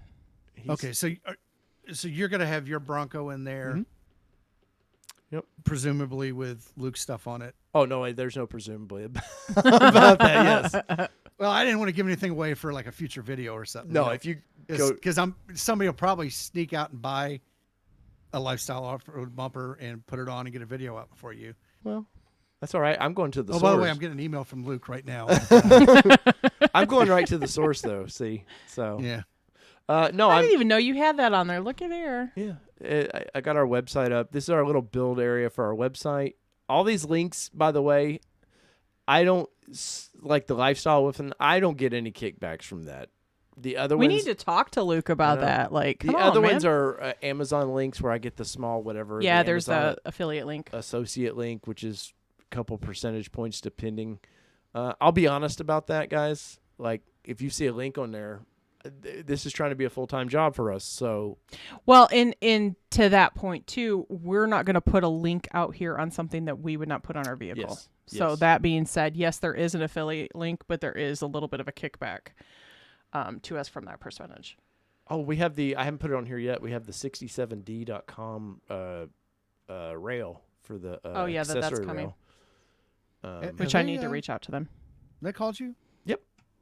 They haven't called me. I got the email and I got another email and then. Do you know who I am, Tim? Jeez, I'm a big deal. Well, I think after tonight's live stream, I'll be up there and see, probably pushing 5,000 subscribers by the end of the week, and that's it. Wow, that's it. He just wants to roll you over. Well, like most dude, channels. my only goal in this is to have fun. I don't. It's a hobby. It's something to do. It's something to do with my kid. Yeah, Night honest. My younger one too, and just to go out and have fun, because sometimes life honestly is just people are so wound up with work and everything like that. I've learned that I think probably more so in this last 2 years. You know what? I'm not going back to an office to work. Yeah, They kissed my rear. Mm-hmm. Everything I do remotely, and when even I'm in the office, you do it remotely. Mm-hmm. So it's not like I don't feel a need to. If you need me to be there, if I need to go in and physically do something, that's great. But I'm not driving into an office anymore to satisfy somebody's insecurity that they have to see me there. My job's too important that if I don't do it, people will know. It doesn't work. Yeah, and people will know. So it's that high profile. So I'll, I work more better, and that's 2 hours a day. I don't have to drive. Yeah. To get to work and be frustrated in traffic because, somebody's driving a hoopty that doesn't belong on our road and it breaks down and it while they're waiting on their Bronco. Yeah, while they're waiting on a Bronco because it backs up half of 465 for an hour. Yeah, see, I work from home permanently too, and that's the thing for me is like I will say that there are days where I miss people. Like I hate people, but I miss people sometimes because I'm so used to at least like getting up on break and going talking to somebody or something like that. But for the most part, I appreciate being home, especially, in the middle of the world that we've been living in. I'm trying to work from home. If you guys would smash the like button. Oh my gosh. Always be closing, Kelly. Always be closing. Is that what it is? Yep. Is that what it is? But always have a plan to close the deal. That's right. It. But we will have more information on membership coming up on what our members get and things like that. I'm doing some research and things like that for you guys. And Peugeot says he sent you an email. I saw it. Great. Just what I need is to be sold on another vehicle to put in our driveway. But keep an eye out for membership information. There'll be some more membership stuff coming. I'm doing some research, seeing what we can put together for you guys that have membership with us. And thank you to all the members, by the way. Yes. Thank you for jumping on and not really knowing what you're getting yourself into. So we appreciate you from that perspective. Bill Potter does not like Gear America. I don't know much about them, Bill, other than the fact that I own the product and it seems to be good. I doubt all the shackle companies. I doubt they're all Chinese made. Even I don't care what Gear America calls themselves, American whatever, but it's all Chinese made shackles. So But yeah, so there's information coming. There's a website. What were you going to do on the website tonight? Is it going to take too much time? Oh yeah, no, we don't have 3 hours in 3 hours and 15 minutes in. But yeah, we're going to be at Supercell East, and so is Tim. Awesome. Yeah, I'm going to be there, and I have some stickers.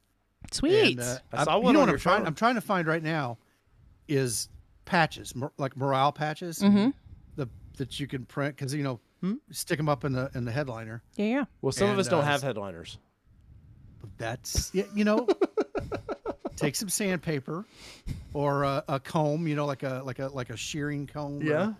Or, whatever for the horses, the cattle. Do you remember who we've used? Just rake that soft top, and you'll rough it up, and no, thank you. You can stick it up there. No, thank you. I see airplane mics in the thing, and if I understood, I think he works for South Alaska Airlines. Oh, Alaska. Okay. I thought he worked out of that Texas-based company because I heard somewhere that they're saying, you know what? Let's go Brandon, and we're not going to wear masks on the airplane anymore. Oh my gosh! Did you guys hear that? I don't know anything about Brandon stuff. Just saying. I gotta keep my nose clean on either side of that one. Message us about the patch because we've done some I'll patches in the past. We'll figure out who we've used. I found a company that will do them, and it looks pretty good. I haven't gotten too far into it. There you go. We have a ridiculous amount invested in patches that we need to actually kind of put on the market. And so I might be wrong on this, but it worked out to be about $120 for the first 10. That's expensive. Way high. But well, like 75% coverage with the Velcro back and everything. Mm-hmm. But by the time if you get up to scale, that $10-12 a patch is down to $1.50 or something. I was gonna say, if you're willing to commit to like 200 of them or whatever. I seem like I paid around $225 per patch is what I was paying, but I got to where I damn couldn't get rid of the things, man. We still have a box of stuff from previous years. Yeah, from my Nissan stuff. They were getting hard patches and I just want something fun to give away. I got the stickers. I got my I saw that. See it on here. That's hilarious. That's my personal brand. I branded myself like 5 years ago. Are you trademarked? I'm branded. In my Let's go, Brandon. I go to conferences and stuff like that, and branded. I go in one day. This is an international conference, and I get people walking up to me going, they see my name badge, and they go, "Hey, Tim Davis." And they're like, "Yeah, I'm taking your session." I'm like, "I'm not doing a session." Yeah, it says right here, I signed up for your session, and I'm like, whatever. So I started looking around, and sure enough, there was another Tim Davis there. Oh, is that where other Tim Davis came from? That became kind of my moniker. I'm like, this guy's he's out on the speaking circuit and doing this stuff, and I didn't want to step on his shtick, so I'm like, you know what? I'll be the other Tim Davis, although I'm older. And so really I'm Tim Davis and he's the other Tim Davis. But this sounds like Office Space, where I'm not changing my name. Like that. So Michael Bolton. So he routinely gets crap from people because they'll they don't want to talk to him. They'll want to talk to me because I'm the real Tim Davis. But it's just stuff like that. It's fun. It's jest and I'm like, you know what? I'll run with it. And I branded that and so. If you want to follow non-Bronco related overlanding stuff on other socials, it's other Tim Davis. Somebody there in Peugeot said he used to know a different Tim Davis. So is that another Tim Davis? Yes. No, or it's different Tim Davis. Okay. So when I used to work for EMC, which is the large storage manufacturer, and I got bought by Dell. And then when we got rolled into the same mail system, they had 3 other Tim Davises. Oh my gosh! Plus myself, and it was a mess. People would, And one of them was the other guy, the other Tim Davis. The primary Tim Davis. Yeah, the primary. Not necessarily the original, but the primary Tim Davis. So messages, like he had a VMware address, I had a Dell address, the other guys, but never anything that it was easy enough to remember. It was like tdave10753b at dell.com. It was horrible. Well, it's funny because the company I work for, I was the only Kelly Boyd for a really, really long time. All right, it's in your hands for a minute. And I'm so mad. I was so mad about it because I was the only Kelly Boyd for the longest time. And our emails are kellyboyd@company. And so I started getting these emails with this other Kelly Boyds. And I was like, oh, really? Like, for real? And then I found out she was an intern. And I was like, yes, an intern. Cool. That means it'll only be short-lived, right?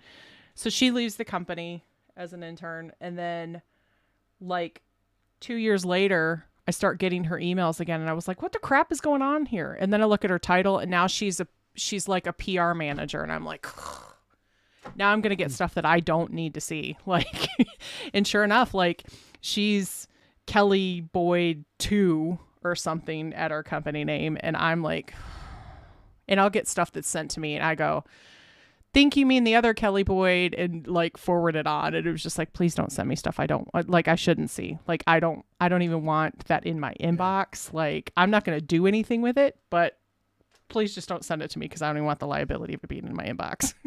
But it's funny.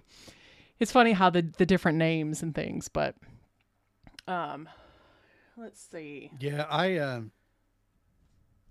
go ahead. So I also used to manage the email system for university, not Indiana University, but another one I worked at.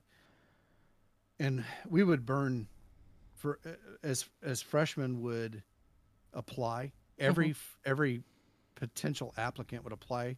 We created a username for them, and we burned it. Once it was used, once it was assigned, we burned it. We would never reuse it. So we would have crazy, like it'd have to be like forever long. J Smith 57, because it just would auto generate the names, and if it was something that was already used, then it would go to the next sequential number. And I had a hard time. I had to get like TW Davis 2. Wow. And then that was always a pain because it's like, that's stupid. Yeah. Why can't I just have Tim? Right? Why can't you just make it easy for us? So I did. I went outside the the guidelines. Well, I ran the email system. I didn't care. Ooh. I made my own alias. Bad. Yeah. Bad kid. Yeah. This guy's a gold mine. Honest says. Tim Davis was going rogue at his previous jobs. You missed it. Uh-oh. Y'all taking the show over? You know it. That's what we do. Kelly, I'm going to say this. I don't think Dave's in this for the long haul. If he can't do a full podcast without getting up and going to the bathroom. I know, man. How's he going to handle it out on the trail? Ooh. Wow. Bouncing around on the rocks. And hold on, stop. Got to run over here behind the tree. My old man bladder.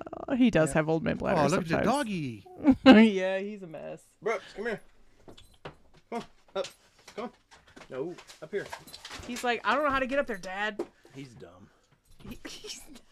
He's excited is what it is. Come here. So you know what's going to happen is the dog's going to steal the show, and it's never going to be the same. Get up here. Up. There you go. All right, you got Brooks. your 10 minutes of fame. You didn't get 10 minutes. You got 2 seconds. Man. Now you're just going to hear him. You're going to be bouncing up and down on the rocks. Dave's going to have to go behind the tree in his little tennis skirt. I don't know. His little or his kilt. Whip it up. His little toilet paper pouch with him, or his little fresh wipes. Dave needs to cath up. Jeez. I got my Bronco taken away from me. Now I'm getting my show taken away from me. I think you can get the catheters that actually have the screw on top so you can use a 2-liter bottle. Oh, wow. That sounds painful. But of course, the Bronco doesn't have cup holders big enough to hold that 2-liter. But it's a true story. Well, it does up front. The only place I sit. that rear part, that's not my problem. No, that's when she starts making the payment, then it's her. Then it's my problem. Wow. That's right. Who's the one that makes sure the bill gets paid every month, though? Well, that's you. I'm talking about our daughter. Oh, the daughter. Not you. I thought you were talking so about what we're me. hearing is all marital counseling now. Depends. Now Airplane Mike's beating me up. Man. He gets that moderator status, and he's all bossy. Any lawyers in the stream? Family law lawyers? Right. I think this might be the time to start advertising. Right. You could do direct placement ads right in the middle of the live streams. Look, guys, if you're gonna start beating me up, I need a new member. Like, you got to be a member to beat me up now. Wow. How do I get that opportunity then? I'm not a member. Hey, see, you have my now, number. Kelly. There's a perk, right? Yeah. You can get the Talk Smack card to Dave if you're a member. Now, once you because the signs like the little member sign, they change colors over the length of time. No, don't. So once you get up to a certain color, then you're allowed to talk smack to Dave. Well, supposedly, like I know, like the members' badges supposedly change colors depending on how long you've been. That's a member. what he just said. No, I know. I'm just sorry. I was looking at.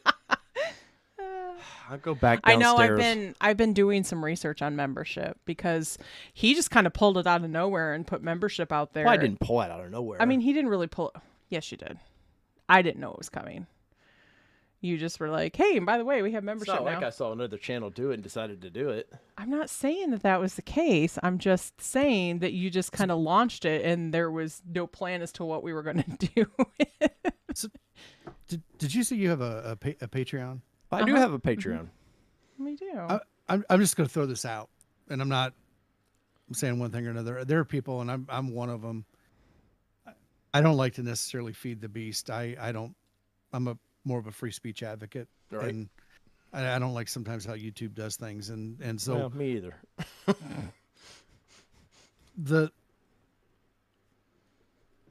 I wish there was an alternative of not like a Patreon, not like a YouTube that respects people's free speech, that would allow the donations and those kind of things that in a way that people feel good about it, and not necessarily feeding the beast.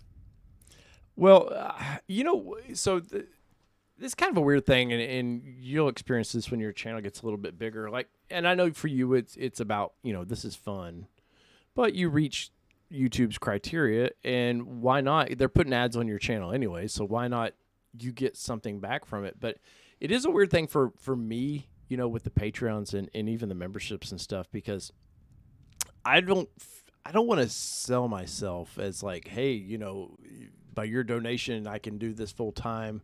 And I say that, but I see some big channels that do this stuff. Their Patreons are ridiculous. And I'm always amazed that, hell, there's times when me and you fuss about paying $14 a month for a TV network or whatever it is. And I'm like, some of these people are paying $20 to $50 a month to support these channels. It's ridiculous. Yeah. I'm always blown away how generous people are, but at some point, some people take advantage of that too. Yeah, and that's, no, I agree. And that's personally when I said this, I'm not here to make money, right? I look at every hobby, if I can make money doing a hobby, that's cool. If I could put some lights on the truck for a hobby, that's cool too. I'm not gonna run it as a business. I don't want to look at it that way because I don't want it to be work. I don't want this. Right. I have got something. I want to share it. I want to put it out there, but I'm not trying to, feed my family. I have a day job, right? So, and that's what I enjoy doing. But I also look at my day job like a hobby too. I really do. I've always been fascinated by electronics and mechanical stuff and tinkering, although I don't want to change brakes or do stuff like that. But I will do an oil change. And no, I'm not going to make a video about. I was going to say you had about 30 other channels. Yeah. Although I was digging when Dwayne was talking about the oil stuff. Mm-hmm. He really broke that down, man. So it's interesting. I'm kind of interested to see what happens. But my a friend of mine was a chemist at a company where they did something similar with transformer oil. Mm-hmm. And they would bring samples in. The power companies would send in samples, and then they would basically turn it into a gaseous form and then run it through a mass spectrometer and be able to tell kind of the health and the history of what's going on inside that transformer from the oil. And I'm guessing that what Dwayne was talking about is something very similar to that. So I'm kind of interested to see that. That is very cool. But I'm on the same thing. I'll just change my oil when it's time to change my oil. Yeah. 10,000 miles is what the book says, by the way. I know, and everybody's like 1,500 miles. You got, I mean, and like they don't put a break-in oil in these engines. Everything I know of it, it's just what it is. Now I will. The tolerances are much different today than what they were back in the 70s. Oh yeah, in the 60s. Well, I know my Honda Element I bought in 5. It did have a break-in oil in it, but they wanted it to go 8,000 on it, and then you did your intervals at 5,000. But interesting. Yeah. Then the dealerships. What's funny is the manufacturer sets here's our guide, and then the dealerships will start calling you at 3,000 miles, going, "Hey, we got to change that oil," and you're like, "Look, guys, I'm going by what the people that built it say, not what you want to make money off of me say." And unfortunately, that's, I mean, they're in business to make money, right? And it's those ancillary services that sometimes pay the bills. It's the bread and butter, kind of money there, and those are necessary evils, I guess. Of I hate dealing with dealerships. And I will say this last experience has kind of restored my faith. And I'll keep going back to these guys to buy vehicles. That's awesome. Just because I was taken care of. And it wasn't, them, nobody lavished me with gifts or anything like that. But you had 50 subs. They did. And they were scared of the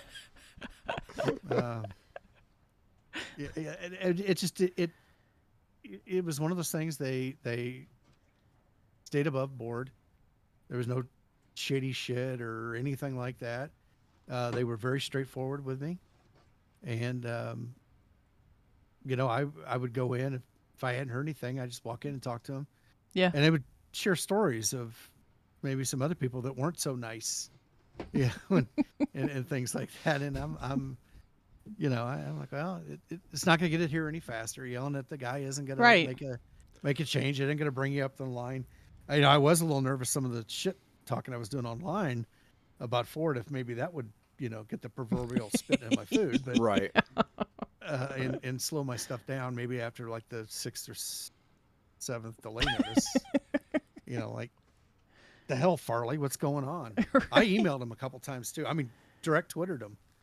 Not from the Overlanding from Fun account. I didn't want to, shade that name up with Ford. But he knows who Tim Davis is.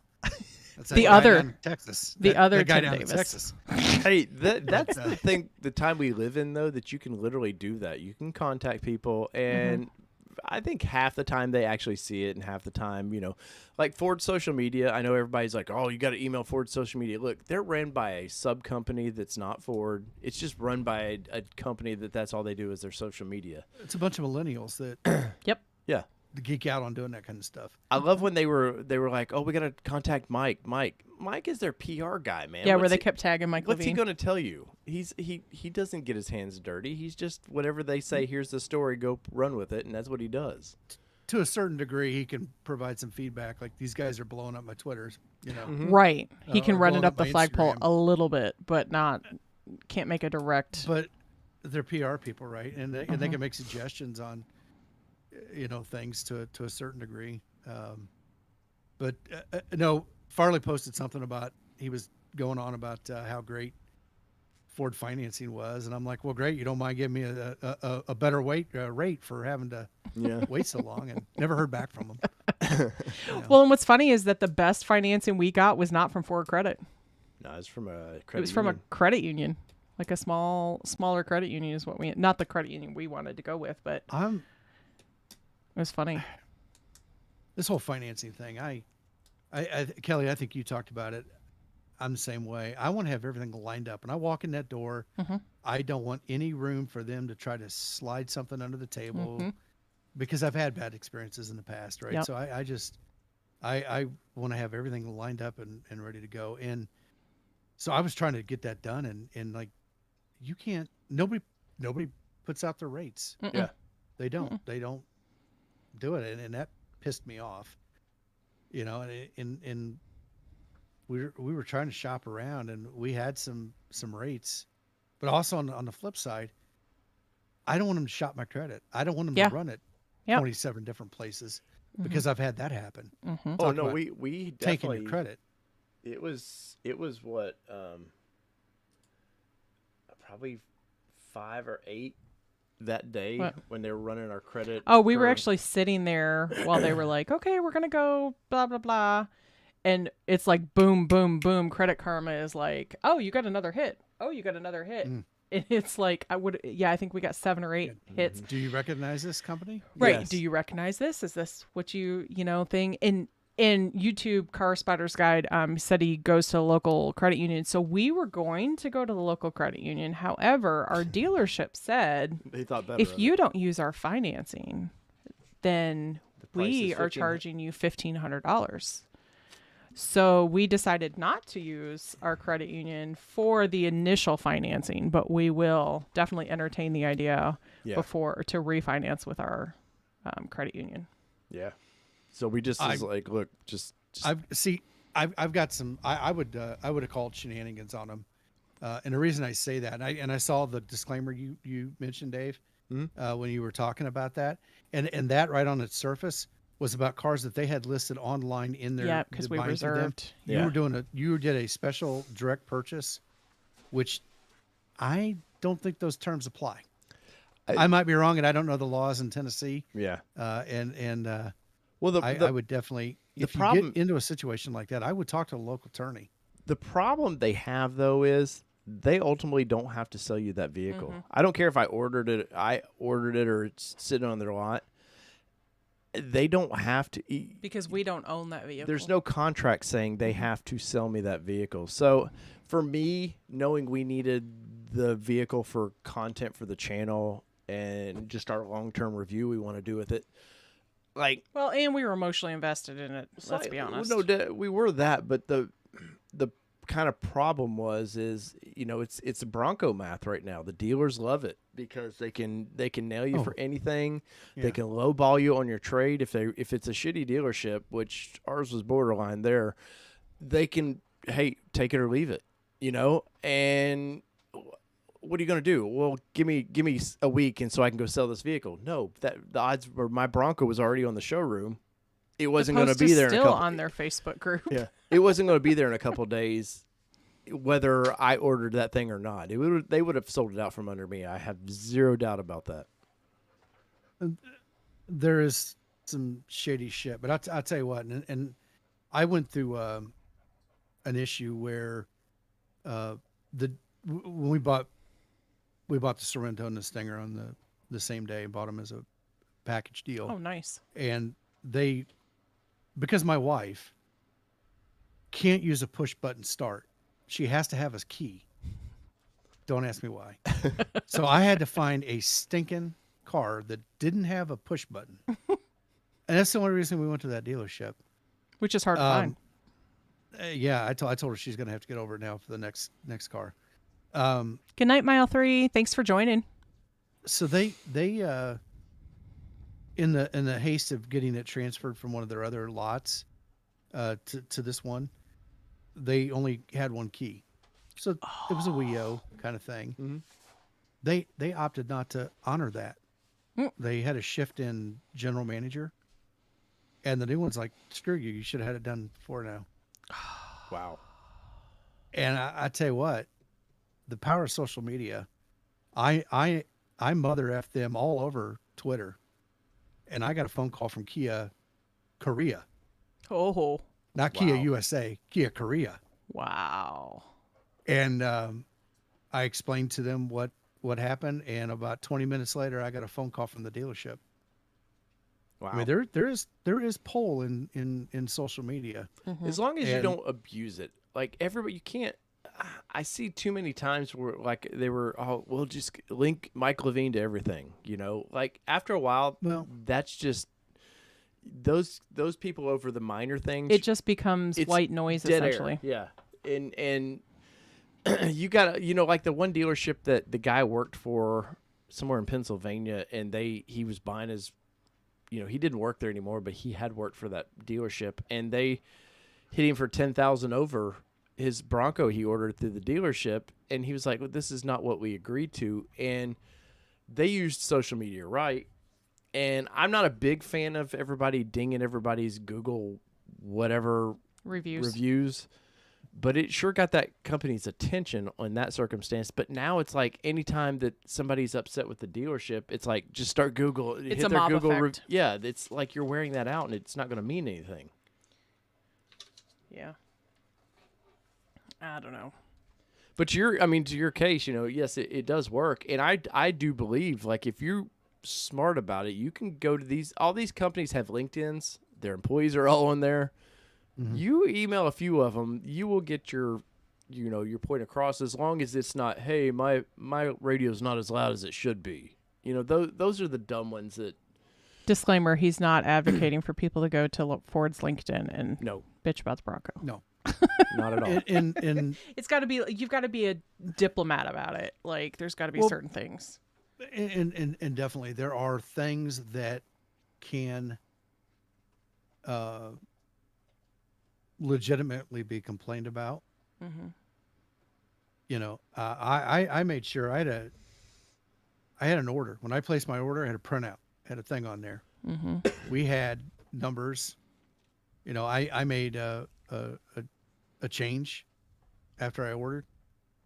He sent me a new one over. Hey, sign off on this. Mm-hmm. I did. I mean, it was all very above board. Mm-hmm. And and I'm in there and I'm talking. I'm kind of feeling around, just seeing, because I was nervous about it, really nervous about it. And I had talked about some of the experiences, and he was just like, there's a special place in hell for dealers like that. Mm-hmm. That are going to screw their customers over. Short-term thinking. The town I live in, it's a small dealership. It's part of a larger group, but I live in a rural community, and their business is built on repeat business. It's referral business, Mm-hmm.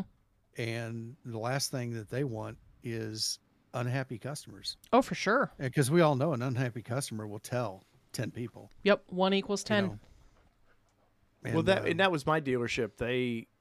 I think they got a feel for what was coming. And after I talked to the general manager, even my sales guy, and I took some grief on my video where I talked well of my salesperson, which he did everything he could. Mm-hmm. He has sales individuals, they have no pull at anything. Yes, they can guide you. If it's a shady dealership, they're going to guide you into those extra things that don't mean anything. But my salesman, when the stupid permacoat crap they were trying to push down us, he went and got the person in charge of that and was like, here, you guys deal with him.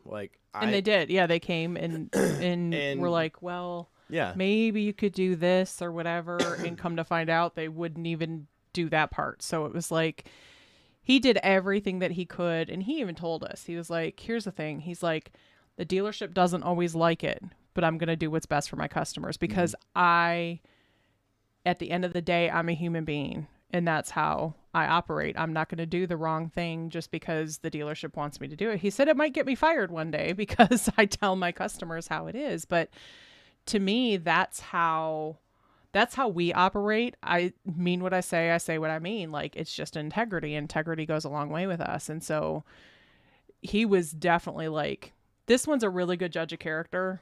And he can typically tell when somebody's bullshitting you. And he's like, nope, not happening. He was a great guy. Yeah. So what led us down the path of buying the Kia. Emily had a car accident, and it was a complicated affair trying to get insurance. Do we total it? It was right at that border point, but in the middle of it, it got damaged further while it was in the oops holding lot because they just assumed it was going to get totaled. Ended up having a forklift go through it. Oops. And sealed the deal. Which had to open up a second claim. And then it was, oh my God, it was a nightmare. So we're out looking. We got a rental car and it's cool, but I like to have my ducks in a row. Yeah. So we're out car shopping, deciding, and she had a Scion, and we were looking like a Toyota RAV4, and she's like, she was shell shock, PTSD. I don't know what you want to call it, but she got in that thing and she's like, it reminds me of my car. I can't do it. I can't do it. So we started looking at some other brands. We go to a Kia dealership, had a very excellent salesman, super nice guy. He was young. He was energetic. He was very polite. He was very good salesman. And I was very upfront. I can't commit to anything today. We're looking. I can't commit to anything until we get the car settled out because I don't know what's going to happen. And he was fine with that. The guy was gearing up for, like it should be the long term, right? He's not just trying to hit the thing. Then the manager comes over and this jackwad's trying to sell me on a payment. I'm like, dude, I could pay for this thing out of my pocket. Yeah. Right. Don't try to sell me on a payment. And he just kept going. And Emily just F you and walks away. Yeah. And I'm the diplomatic one in my family. Couldn't tell. The sailor hadn't come out in me yet.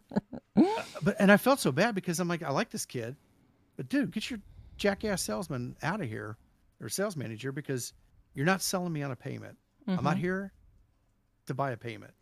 Yep. We will negotiate a deal when it comes time to get to that point. And finally I said, look, I'm done. I got up and I walked out. The guy was standing outside trying to figure out probably why Emily had stomped out of there. And, I just told him. I told him straight up. I'm like, dude, I'm sorry. We're moving on. I appreciate what you did. And I even went as far as to send him a text message and explain to him in depth that, basically that the sales manager ruined it. Your manager just shit the deal for you because he's worried about that percentage point that they're going to make on the interest rate. Oh that's yeah. All And it was, about. he was trying to, and that's where they're getting people a lot of times is they go and they aren't trying to sell you. They're trying to sell you a payment. Mm-hmm. They don't care if it's and actually it's better for them if it's a 5-year note, a 6-year note, a 7-year note. Yep. Hell, I think some people are doing 8-year notes now. Mm-hmm. Why do you got to do an 8-year note? Mm-hmm. Sometimes they balance it. We'll do a 3-year note. We'll do a 5-year note. Do a 5-year note and pay extra. Because actually I got a cheaper rate doing 5 years. Yeah. And I'll pay it off in 3. Yep. Right. That's it. It's that's the one thing. I'll let Emily. My wife takes care of all the bills. I'm just Mine like, too. tell me what you need. There you go. Time for me to go buy an overlanding trailer now because those aren't cheap either. Good luck with that. Because that's not in our budget sphere right now. But to kind of piggyback, do what? Nothing. So this is the All Shopping Network now. Right. Our nation. I'm All Shopping Nation. All Shopping Nation. Yeah. But to your point, to kind of piggyback, I wanted to, and I know we're almost at 4 hours now, but I wanted to kind of piggyback on what we talked about. Yeah. 3 hours and 49 minutes. Am I the limit now? Did I take it? Oh yeah, you have the longest for one sure. so far. Really? But I did want to kind of just piggyback back to where we were talking about like day job versus hobbies versus those types of things. Like for us to be able to put what we want in this channel,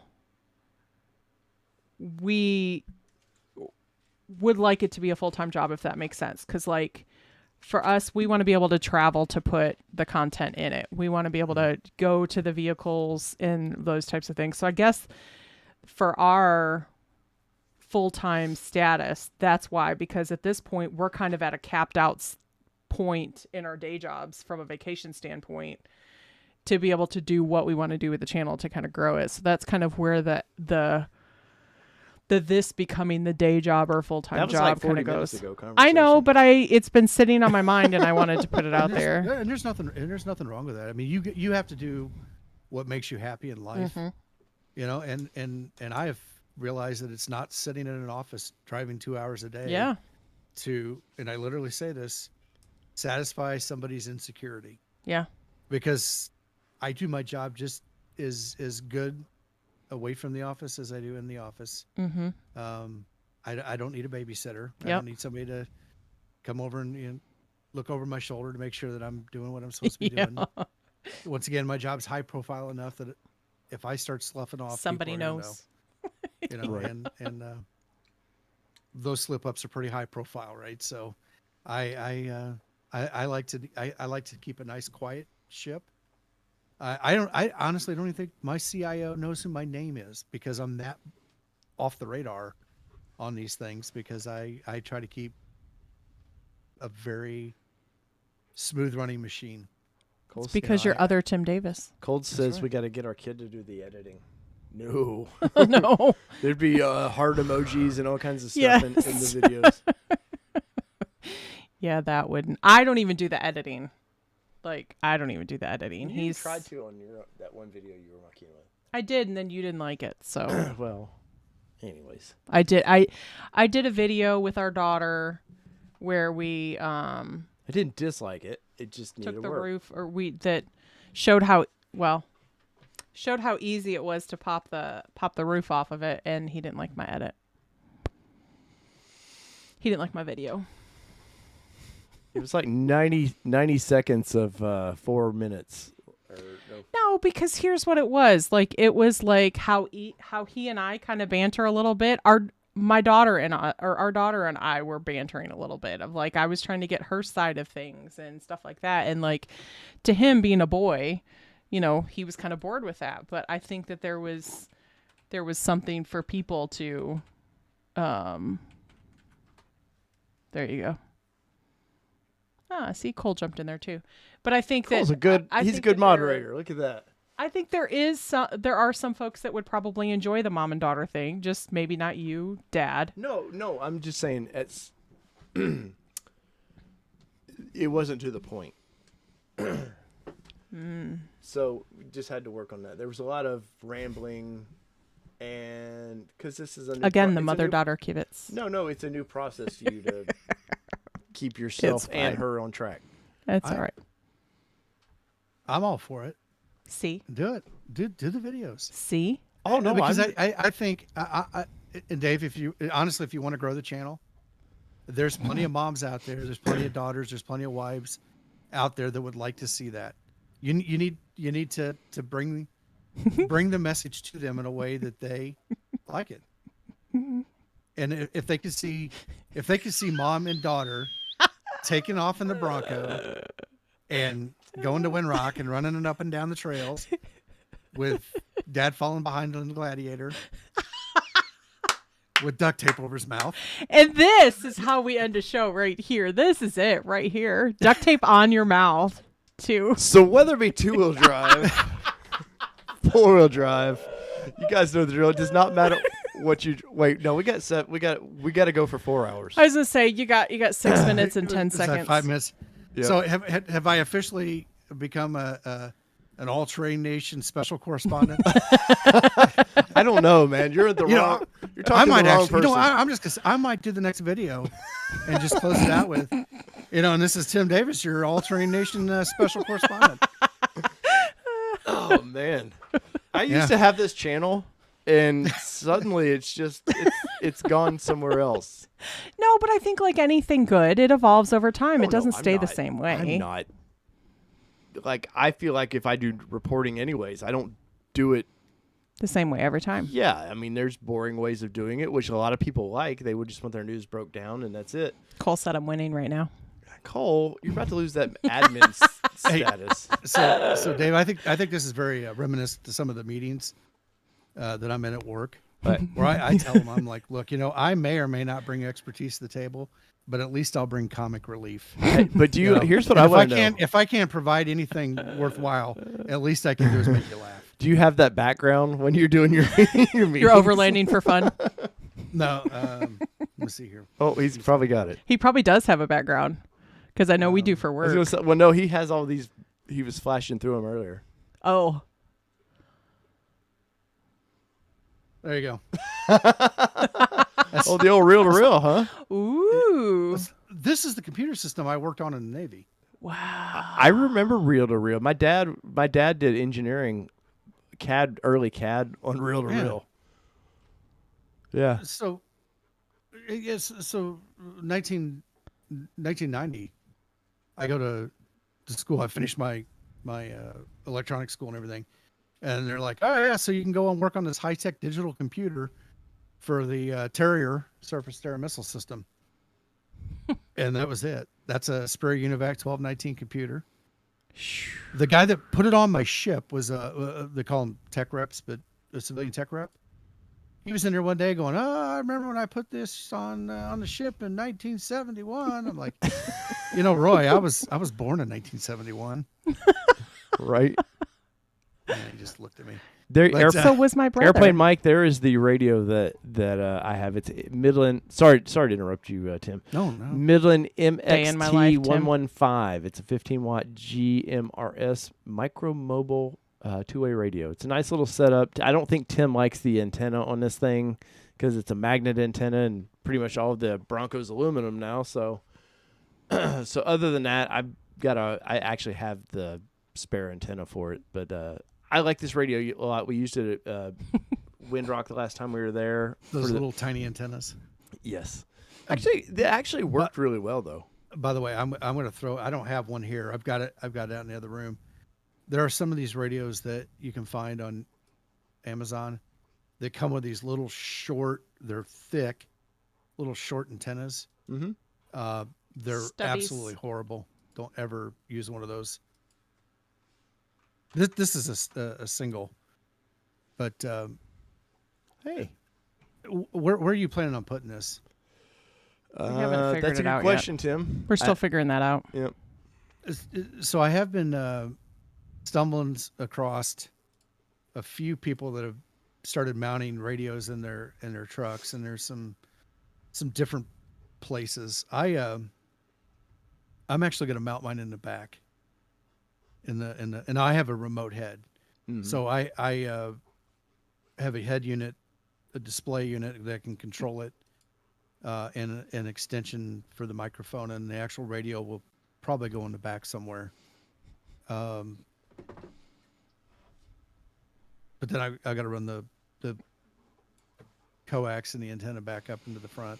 Kevin G, are you He's poking at you. I know he's poking at me. He's been poking a few times. Is this show going to get any better? I don't know. You got to wait till 6 hours you said in. You look pissed. No, I'm or not. you look pleased. I'm not pissed at all. Hey, here in officially 1 minute. It's 1 o'clock for me, 12 o'clock Central. Yep. It will officially become All Train Nation After Dark. Oh gosh, no. So, well, it's been after dark here for a while. No. I mean After Dark. I yeah, got with the that bass line, that bow, bow, chicka, bow, wow. Our event that we did, we had went after dark. Yep. And it was always the music was bumping. Not kid friendly. Not kid friendly at all. And we would make sure that everybody knew that. It's always fun to watch not the kid section. Some people especially off-roading, because you are probably worn out from the day. They get some drinks in them, man, and so you're extra wild. They're extra wild. But to see the guys and ladies who think they still got it dance-wise, like, don't even judge me. I wasn't even talking about you. You just gave me a look. I mean, you don't attempt to be a dancer, anyways. Let's be honest. But no, some of these girls would be trying to shake their booties, and you're just like, girl, you lost that thing on like 15 years ago, 4 pregnancies ago. Yeah, we there's a video that he ended up watching and looking back, and he was like, "Here's Cole, you dancing." Easy, guy. I'm not wearing a skirt. No, remember you're cathing it. That's it. With a 2-liter Pepsi Kath bottle. with a 2-liter Pepsi bottle. I don't like how the talk of my private areas. I did not say I was cathing you. Everybody else did. Hey, you probably have watched daytime television being at home. Have you seen that catheter commercial with the airplane guy that has to cath while he's flying? We actually don't even have TV anymore. We have streaming. We cut the cord. Yeah. Oh yeah, I did too. Well, I don't know. It was on over-the-air TV or something. Oh, okay. Yeah, no, I haven't seen that one yet. It was this place that you could call up and get all your catheter supplies. And for some reason, he was a pilot and he had a cath. Well, you never know. I mean, those. Whoop. Watch out. I could go into a whole diatribe about that.